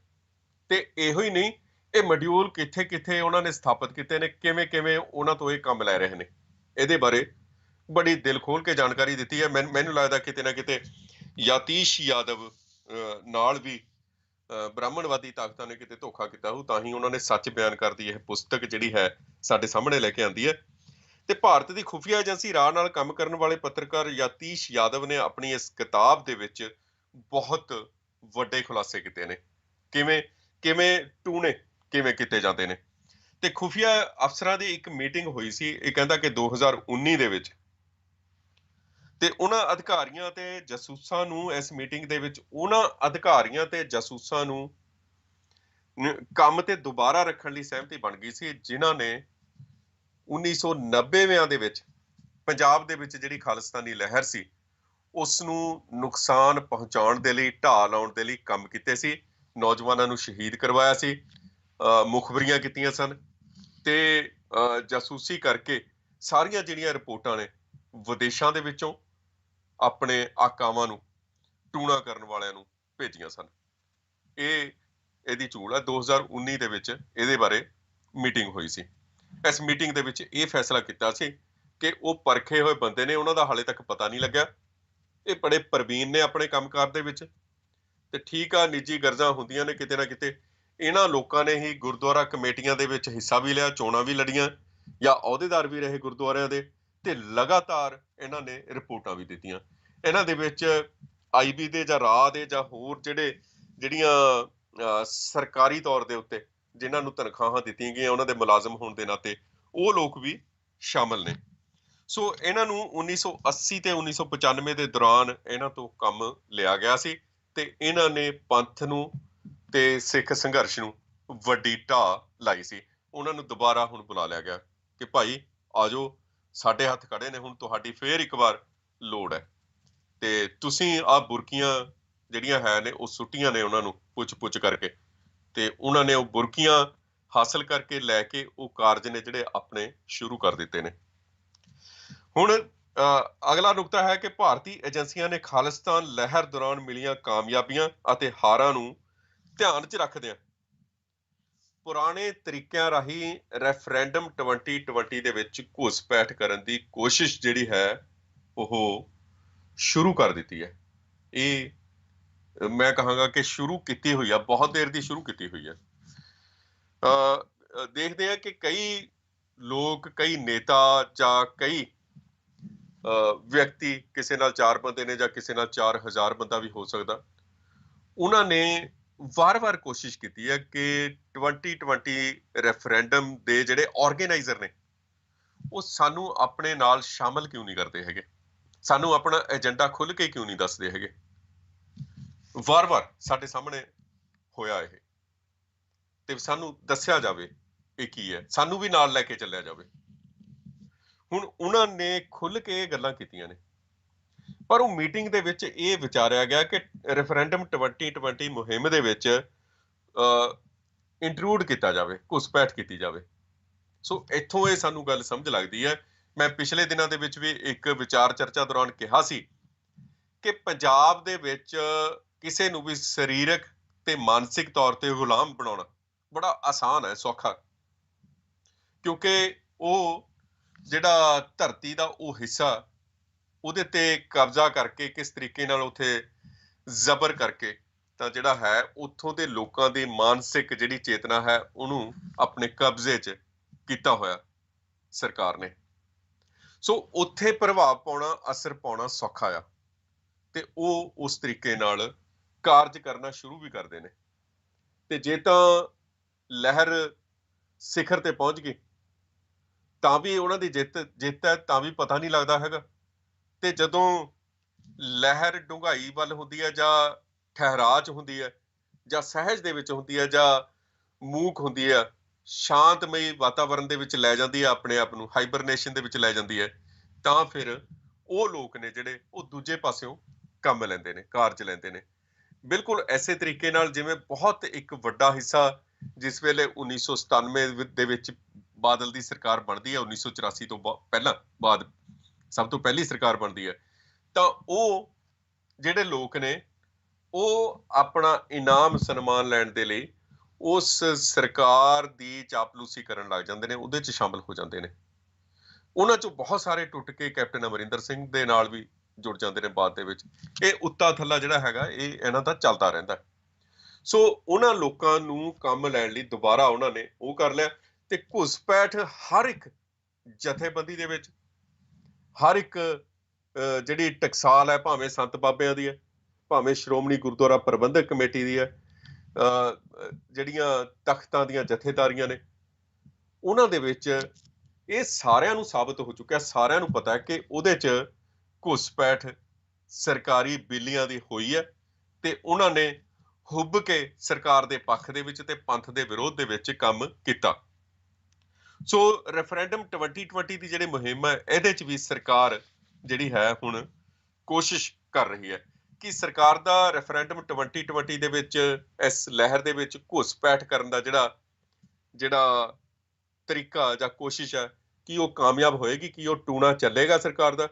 ਇਹ ਹਾਲੇ ਤੱਕ ਤਾਂ ਉਹਨਾਂ ਦਾ ਟੂਣਾ ਚੱਲਿਆ ਨਹੀਂ, ਪਰ ਕੋਸ਼ਿਸ਼ ਲਗਾਤਾਰ ਜਿਹੜੀ ਹੈ ਉਹਨਾਂ ਨੇ ਬਣਾ ਕੇ ਰੱਖੀ ਹੋਈ ਆ। ਅੱਗੇ ਆਪਾਂ ਗੱਲ ਕਰਦੇ ਹਾਂ ਕਿ ਰੈਫਰੈਂਡਮ 2020 ਦੀ ਮੁਹਿੰਮ ਨੂੰ ਰੋਕਣ ਲਈ ਭਾਰਤੀ ਏਜੰਸੀਆਂ ਨੇ ਜਿੱਥੇ ਜ਼ਮੀਨੀ ਪੱਧਰ ਤੇ ਪੁਰਾਣੀਆਂ ਬੁੱਢੀਆਂ ਹੋ ਚੁੱਕੀਆਂ, ਮੈਂ ਇੱਥੇ ਸ਼ਬਦ ਵਰਤਾਂਗਾ, ਪੁਰਾਣੀਆਂ ਤੇ ਬੁੱਢੀਆਂ ਹੋ ਚੁੱਕੀਆਂ ਕਾਲੀਆਂ ਬਿੱਲੀਆਂ, ਕੈਟਸ, ਉਹਨਾਂ ਨੂੰ ਦੁਬਾਰਾ ਹੱਲਾਸ਼ੇਰੀ ਦਿੱਤੀ ਹੈ ਕਿ ਉੱਠੋ, ਤੁਹਾਡੇ ਗੋਡਿਆਂ ਦੇ ਵਿੱਚ ਹਾਲੇ ਜ਼ੋਰ ਹੈ, ਤੁਸੀਂ ਹਾਲੇ ਕੰਮ ਕਰ ਸਕਦੇ ਹੋ, ਆ ਲਓ ਪੁੱਛ ਤੇ ਉਹਨਾਂ ਨੂੰ ਦੁਬਾਰਾ ਸਰਗਰਮ ਕੀਤਾ। ਤੇ ਉਹਦੇ ਨਾਲ ਹੀ ਇੱਕ ਸਭ ਤੋਂ ਵੱਡੀ ਗੱਲ ਇਹ ਹੈ, ਮੈਂ ਬੀਤੇ ਦਿਨੀ ਗੱਲ ਕੀਤੀ ਸੀ ਚਰਚਾ ਕਰਦੇ ਹਾਂ, ਕਿ ਜ਼ਰੂਰੀ ਨਹੀਂ ਕਿ ਤੁਸੀਂ ਲਾਈਕ ਜ਼ਰੂਰ ਕਰਨਾ ਸਾਡਾ ਪ੍ਰੋਗਰਾਮ, ਜਾਂ ਕੋਈ ਇਹੋ ਜਿਹੀ ਜਿਹੜੀ ਸਿੱਖਾਂ ਨੂੰ ਚੇਤਨ ਕਰਦੀ, ਜਾਂ ਕੋਈ ਸਿੱਖਾਂ ਦੇ ਨਾਲ, ਸਿੱਖਾਂ ਦੀ ਆਜ਼ਾਦੀ ਦੇ ਨਾਲ ਸੰਬੰਧਿਤ ਕੋਈ ਪੋਸਟ ਆ, ਉਹਨੂੰ ਲਾਈਕ ਕਰਨਾ ਹੀ ਕਰਨਾ, ਜ਼ਰੂਰੀ ਨਹੀਂ ਹੁੰਦਾ ਇਹ, ਠੀਕ ਹੈ ਨਾ ਜੀ। ਤੇ ਜ਼ਰੂਰੀ ਵੀ ਨਹੀਂ ਰਿਹਾ ਹੁਣ ਇਸ ਗੱਲ ਦਾ, ਕਿਉਂਕਿ ਹਾਲਾਤ ਨੇ ਜਿਹੜੇ ਇਸ ਤਰੀਕੇ ਦੇ ਨਾਲ ਮੈਂ ਕਹਾਂਗਾ ਕਿ ਸ਼ੱਕੀ ਹੋ ਗਏ ਨੇ ਕਿ ਇਹ ਵੀ ਜ਼ਰੂਰੀ ਨਹੀਂ ਹੈ ਕਿ ਤੁਸੀਂ ਆਪਣੀ ਤਸਵੀਰ ਲਾ ਕੇ ਜਾਂ ਆਪਣੇ ਨਾਮ ਦੇ ਉੱਤੇ ਤੁਸੀਂ ਕੋਈ ਕਮੈਂਟ ਕਰਨਾ ਜਾਂ ਉਸ ਤਰੀਕੇ ਨਾਲ ਗੱਲ ਕਰਨੀ ਹੈ। ਹਾਂ, ਤੁਸੀਂ ਉਸ ਨੂੰ ਸਹਿਯੋਗ ਕਰ ਸਕਦੇ ਹੋ। ਇਹਦੇ ਚ ਬੁੱਢੀਆਂ ਹੋ ਚੁੱਕੀਆਂ ਕਾਲੀਆਂ ਬਿੱਲੀਆਂ ਨੂੰ ਸਰਗਰਮ ਕੀਤਾ, ਤੇ ਉੱਥੇ ਸਾਈਬਰ ਸੈੱਲ ਨੇ ਜਿਹੜੇ ਸਰਕਾਰਾਂ ਦੇ, ਖਾਸ ਕਰਕੇ ਕਿਉਂਕਿ ਮਸਲਾ ਪੰਜਾਬ ਦਾ, ਤਾਂ ਜਿਹੜਾ ਪੰਜਾਬ ਸਰਕਾਰ ਦਾ ਸਾਈਬਰ ਸੈੱਲ ਹੈ ਜਾਂ ਪੰਜਾਬ ਪੁਲਿਸ ਦਾ, ਉਹ ਬਹੁਤ ਐਕਟਿਵ ਕੀਤਾ ਉਹਨਾਂ ਨੇ ਕੱਲੇ ਕੱਲੇ। ਹੁਣ ਅਸੀਂ ਤਾਂ ਪੱਤਰਕਾਰੀ ਦੇ ਤੌਰ ਤੇ ਉੱਤੇ ਇਨਫੋਰਮੇਸ਼ਨ ਦੇ ਰਿਹਾ ਤੁਹਾਨੂੰ, ਮੈਂ ਇੱਕ ਜਰਨਲਿਸਟਿਕ ਪੁਆਇੰਟ ਆਫ ਵਿਊ ਤੋਂ। ਮੈਨੂੰ ਪਤਾ ਨਹੀਂ ਕਿ ਬਾਕੀ ਦੇ ਪੱਤਰਕਾਰ ਇਸ ਤਰ੍ਹਾਂ ਕਿਉਂ ਨਹੀਂ ਕਰਦੇ, ਉਹਨਾਂ ਨੂੰ ਸਮੱਸਿਆ ਕੀ ਹੈ। ਗੱਲ ਉੱਥੇ ਹੀ ਆ ਜਾਂਦੀ ਹੈ, ਮਾਨਸਿਕ ਤੇ ਸਰੀਰਕ ਗੁਲਾਮੀ ਦੀ। ਤੇ ਇਹ ਗੱਲ ਉਸ ਪੁਆਇੰਟ ਆਫ ਵਿਊ ਤੋਂ ਕਰ ਰਿਹਾ। ਕੋਸ਼ਿਸ਼ਾਂ ਤਾਂ ਹੁੰਦੀਆਂ ਨੇ ਕਿ ਮੈਂ ਵੀ ਆਪਣੀ ਗੱਲਬਾਤ ਬੰਦ ਕਰਦਾ, ਜਿਹੜੀ ਇਨਫੋਰਮੇਸ਼ਨ ਹੈ ਉਹ ਇਨਫੋਰਮੇਸ਼ਨ ਨੂੰ ਜੋ ਹੈ ਉਹ ਤੁਹਾਡੇ ਤੱਕ ਪਹੁੰਚਾ ਰਿਹਾ। ਸ਼ਬਦਾਂ ਦਾ ਹੇਰ ਫੇਰ ਹੁੰਦਾ। ਸੋ ਇਹ ਜਿਹੜਾ ਸਾਈਬਰ ਸੈੱਲ ਹੈ ਉਹ ਮਤਲਬ ਉਹਦੀ ਜਿਹੜੀ ਤਾਕਤ ਹੈ, ਜਦੋਂ ਕੈਪਟਨ ਅਮਰਿੰਦਰ ਸਿੰਘ ਦੇ ਹੱਕ ਦੇ ਵਿੱਚ ਉਹਨਾਂ ਨੇ ਚੋਣ ਪ੍ਰਚਾਰ ਕੀਤਾ ਸੀ, ਉਹਦੇ ਤੋਂ 50 ਗੁਣਾ ਵਧਾ ਦਿੱਤੀ ਹੈ ਉਹਦੀ ਜਿਹੜੀ ਤਾਕਤ ਹੈ। ਉਹਦੇ 'ਚ ਕੰਮ ਕਰਦੇ ਨੌਜਵਾਨਾਂ ਨੂੰ ਹਾਇਰ ਕੀਤਾ ਗਿਆ, ਹੈਕਰਾਂ ਨੂੰ ਵੀ ਹਾਇਰ ਕਰ ਲਿਆ, ਜਿਹੜੇ ਪੰਜਾਬ ਦੇ ਵਿੱਚ ਜਿਹੜੇ ਕੋਈ ਅਲੱਗ-ਅਲੱਗ ਵੈਬਸਾਈਟਾਂ, ਅਲੱਗ-ਅਲੱਗ ਫੇਸਬੁੱਕ ਦੇ ਅਕਾਊਂਟ ਜਾਂ ਹੋਰ ਚੀਜ਼ਾਂ ਹੈਕ ਕਰਦੇ ਸਨ, ਉਹਨਾਂ ਨੂੰ ਹਾਇਰ ਕੀਤਾ ਗਿਆ, ਉਹਨਾਂ ਨੂੰ ਕੰਮ ਦਿੱਤਾ ਗਿਆ, ਉਹਨਾਂ ਨੂੰ ਬਲਕਿ ਨੌਕਰੀਆਂ ਦੇ ਦਿੱਤੀਆਂ ਗਈਆਂ। ਜਿਹੜੇ ਚੋਰ ਸਨ ਨਾ ਸਾਈਬਰ ਦੇ, ਉਹਨਾਂ ਨੂੰ ਵੀ ਉਸ ਕੰਮ ਦੇ ਉੱਤੇ ਉਹਨਾਂ ਨੇ ਰੱਖ ਲਿਆ ਸੋਸ਼ਲ ਮੀਡੀਆ ਦੇ ਉੱਤੇ। ਤੇ ਵੱਡੀ ਗਿਣਤੀ ਦੇ ਵਿੱਚ ਬੇਤਹਾਸ਼ਾ ਫੰਡ ਉਹਨਾਂ ਨੂੰ, ਜਿਹੜੇ ਸਰਕਾਰ ਦਾ ਜਿਹੜਾ ਮਿਸਲੇਨੀਅਸ ਖਰਚੇ ਹੁੰਦੇ ਨੇ ਉਹਨਾਂ ਦੇ ਵਿੱਚ ਪਾ ਕੇ। ਤਾਂ ਵੈਸੇ ਮੈਂ ਇੱਕ ਗੱਲ ਪਹਿਲਾਂ ਵੀ ਦੱਸੀ ਹੋਈ ਹੈ, ਮੈਨੂੰ ਵਾਰ-ਵਾਰ ਦੱਸਣਾ ਪੈਂਦਾ ਕਿ ਇਹ ਗੱਲਾਂ ਨੇ ਜਿਹੜੀਆਂ ਸਾਡੇ ਨਾਲ ਸੰਬੰਧਿਤ ਨੇ, ਕਿ ਕਾਗਜ਼ਾਂ ਦੇ ਵਿੱਚ ਜਿਹੜੇ ਭਾਰਤ ਸਰਕਾਰ ਦੇ ਡਾਕੂਮੈਂਟ ਨੇ, ਪਾਰਲੀਮੈਂਟੇਰੀਅਨ ਕਮੇਟੀਆਂ ਦੇ ਜਿਹੜੇ ਪਾਸ ਕੀਤੇ ਹੋਏ ਬਿੱਲ ਨੇ, ਉਹਨਾਂ ਦੇ ਵਿੱਚ ਹਾਲੇ ਵੀ ਪੰਜਾਬ ਇੱਕ ਗੜਬੜਗ੍ਰਸਤ ਇਲਾਕਾ, ਤੇ ਗੜਬੜਗ੍ਰਸਤ ਇਲਾਕੇ ਨੂੰ ਜਿਹੜੇ ਉਹ ਇਨਸਰਜੈਂਸੀ ਨੂੰ ਕਾਬੂ ਕਰਨ ਦੇ ਨਾਮ ਥੱਲੇ ਇੱਕ ਫੰਡ ਹੁੰਦਾ ਬਹੁਤ ਵੱਡਾ, ਉਹ ਹਰ ਸਾਲ ਜਾਰੀ ਕੀਤਾ ਜਾਂਦਾ ਕੇਂਦਰ ਸਰਕਾਰ ਵੱਲੋਂ। ਤੇ ਉਹ ਪਹਿਲਾਂ ਤਾਂ ਬਹੁਤ ਸਾਰੇ ਜਿਹੜੇ ਪੋਲੀਟੀਸ਼ੀਅਨ ਹੁੰਦੇ ਨੇ ਜਾਂ ਕਮੇਟੀਆਂ ਕਮੂਟੀਆਂ ਹੁੰਦੀਆਂ ਨੇ, ਆਪਣੇ ਤੌਰ ਦੇ ਉੱਤੇ ਫੰਡਾਂ ਨੂੰ ਖਾ ਜਾਂਦੀਆਂ ਸਨ। ਪਰ ਹੁਣ ਅੱਤਵਾਦ ਨੂੰ ਕੰਟਰੋਲ ਕਰਨ ਦੇ ਨਾਮ ਥੱਲੇ ਉਹ ਫੰਡ ਜਿਹੜੇ ਮੁਹੱਈਆ ਕੀਤੇ ਜਾਂਦੇ ਨੇ, ਉਹ ਹੁਣ ਸਾਈਬਰ ਸੈੱਲ ਦੇ ਉੱਤੇ ਖਰਚੇ ਜਾ ਰਹੇ ਨੇ।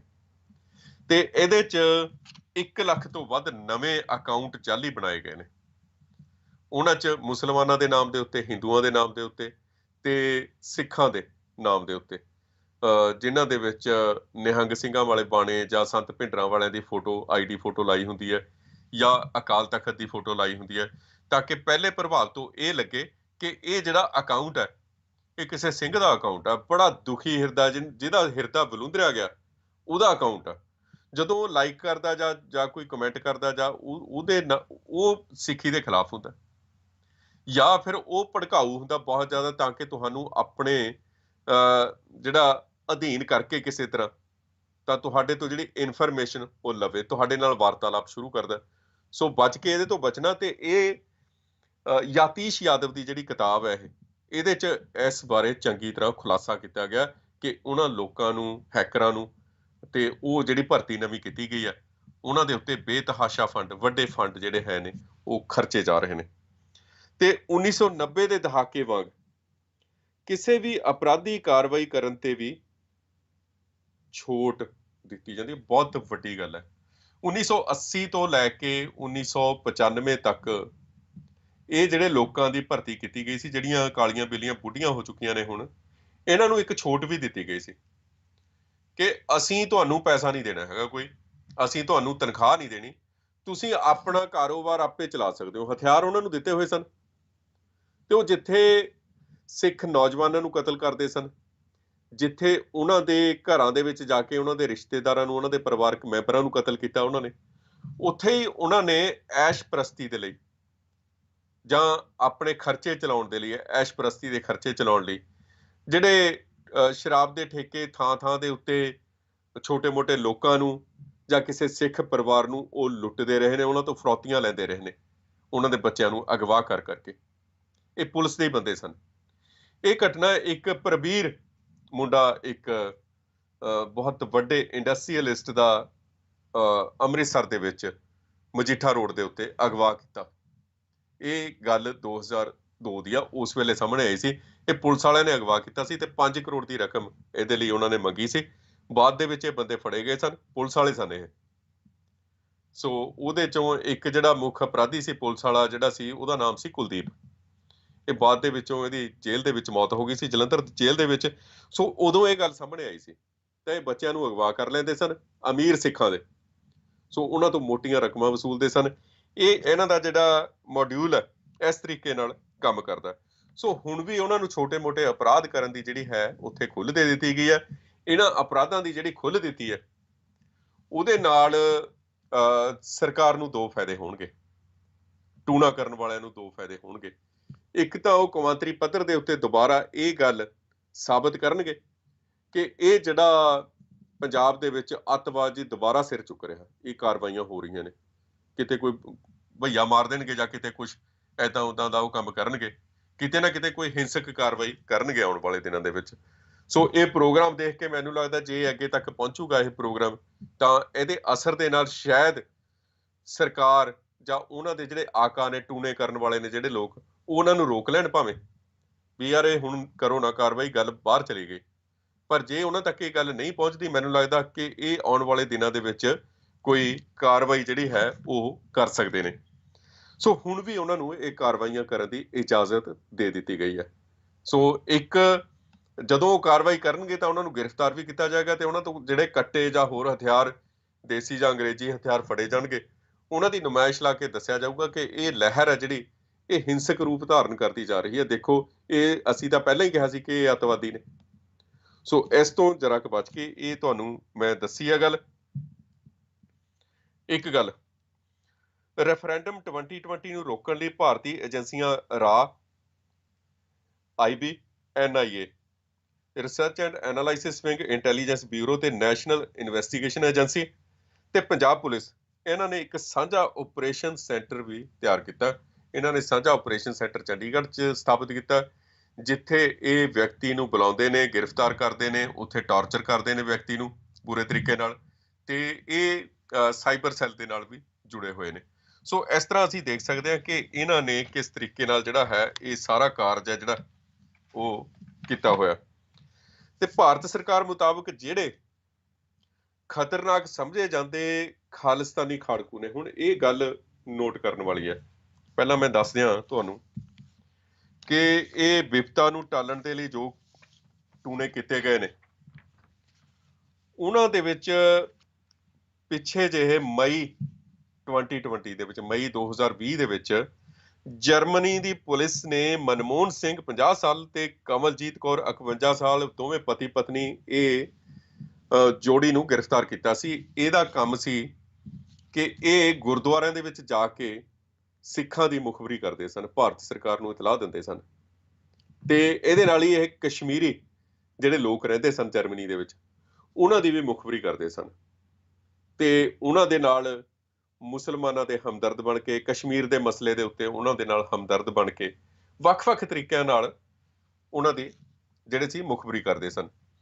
ਤੇ ਮਨਮੋਹਨ ਸਿੰਘ ਤੇ ਕਮਲਜੀਤ ਕੌਰ ਦੀਆਂ ਜਿਹੜੀਆਂ ਫੋਟੋਆਂ ਨੇ, ਅਸੀਂ ਤਸਵੀਰਾਂ ਨੇ, ਉਹ ਬਹੁਤ ਸਾਰੇ ਜਿਹੜੇ ਜਰਮਨੀ ਦੇ ਕਹਿੰਦੇ ਕਹਾਉਂਦੇ ਵਧੀਆ ਸੰਘਰਸ਼ ਵਾਲੇ ਸਿੱਖ ਆਗੂ ਨੇ, ਉਹਨਾਂ ਦੇ ਨਾਲ ਵੀ ਦੇਖੀਆਂ ਗਈਆਂ। ਪਤਾ ਨਹੀਂ ਲੱਗਦਾ ਤੇ ਉਹਨਾਂ ਨੇ ਕੀ ਕੀ ਜਿਹੜੀਆਂ ਜਾਣਕਾਰੀਆਂ ਨੇ ਉਹਨਾਂ ਦੇ ਬਾਰੇ ਉਹ ਭਾਰਤ ਸਰਕਾਰ ਨੂੰ ਮੁਹੱਈਆ ਕਰਵਾਈਆਂ ਹੋਣਗੀਆਂ, ਇਹ ਤਾਂ ਅਸੀਂ ਸਮਝ ਹੀ ਸਕਦੇ ਹਾਂ। ਜਰਮਨੀ ਦੀ ਪੁਲਿਸ ਨੇ ਇੰਨਾ ਹੀ ਨਹੀਂ, ਇਸ ਤੋਂ ਪਹਿਲਾਂ ਵੀ ਬਹੁਤ ਸਾਰੇ ਜਿਹੜੇ ਵਿਅਕਤੀਆਂ ਨੂੰ ਜਿਹੜੇ ਭਾਰਤ ਦੇ ਲਈ ਜ਼ਿੰਮੇਵਾਰ ਸਨ, ਉਹਨਾਂ ਨੂੰ ਜਿਹੜਾ ਹੈ ਉਹ ਗ੍ਰਿਫਤਾਰ ਕੀਤਾ ਤੇ ਭਾਰਤ ਵਾਪਸ ਭੇਜਿਆ। ਪਰ ਇਸ ਮਾਮਲੇ ਦੇ ਵਿੱਚ ਬਕਾਇਦਾ ਤੌਰ ਦੇ ਉੱਤੇ ਇਹ ਗੱਲ ਪ੍ਰੂਵ ਹੋਈ ਕਿ ਭਾਰਤ ਦੀ ਏਜੰਸੀ ਰਾਅ ਨੇ ਇਹਨਾਂ ਨੂੰ ਹਾਇਰ ਕੀਤਾ ਹੋਇਆ ਸੀ ਤੇ ਇਹਨਾਂ ਨੂੰ ਬੁਰਕੀਆਂ ਪਾਈਆਂ ਹੋਈਆਂ ਸਨ। ਤੇ ਇਹ ਜਿਹੜੇ ਲੋਕ ਸਨ, ਮਨਮੋਹਨ ਸਿੰਘ ਅਤੇ ਕਮਲਜੀਤ ਕੌਰ, ਇਹਨਾਂ ਨੇ ਭਾਰਤ ਦੇ ਲਈ ਉੱਥੇ ਸਿੱਖਾਂ ਦੇ ਖਿਲਾਫ, ਸਿੱਖਾਂ ਦੀ ਜਾਸੂਸੀ ਕੀਤੀ। ਤੇ ਇਹ ਅਸੀਂ ਤਸਵੀਰ ਦੇਖ ਸਕਦੇ ਹਾਂ ਇਹਨਾਂ ਦੀ। ਸੋ ਇਸ ਦੇ ਨਾਲ ਹੀ ਹੋਰ ਬਹੁਤ ਸਾਰੇ ਜਿਹੜੇ ਲੋਕ ਸਨ, ਉਹਨਾਂ ਦੇ ਬਾਰੇ ਜਾਣਕਾਰੀ ਦਿੱਤੀ। ਇੱਕ ਪੱਤਰਕਾਰ ਨੇ, ਸਨੀ ਹੁੰਦਲ, ਬਰਤਾਨੀਆ ਦੇ ਨੇ, ਬਹੁਤ ਮਿਹਨਤੀ ਪੱਤਰਕਾਰ ਨੇ ਤੇ ਸੋਸ਼ਲ ਮੀਡੀਆ ਤੇ ਖਾਸ ਕਰਕੇ ਟਵਿੱਟਰ ਦੇ ਉੱਤੇ ਕਾਫੀ ਸਰਗਰਮ ਰਹਿੰਦੇ ਨੇ। ਇਹਨਾਂ ਨੇ 2 ਸਾਲ ਪਹਿਲਾਂ ਇਹ ਜਾਣਕਾਰੀ ਦਿੱਤੀ ਸੀ, ਜਿਹੜੀ ਮੈਂ ਤੁਹਾਨੂੰ ਦੱਸੀ ਆ ਗੱਲ ਸਾਈਬਰ ਦੀ ਤੇ ਸੋਸ਼ਲ ਮੀਡੀਆ ਨੂੰ ਹੈਕ ਕਰਨ ਦੀ, ਤੇ ਸੋਸ਼ਲ ਮੀਡੀਆ ਦੇ ਉੱਤੇ ਕਾਬੂ ਪਾ ਕੇ ਸਿੱਖਾਂ ਦੇ ਖਿਲਾਫ ਜਿਹੜੀ ਹੈ ਕਾਰਵਾਈ ਕਰਨ ਦੀ।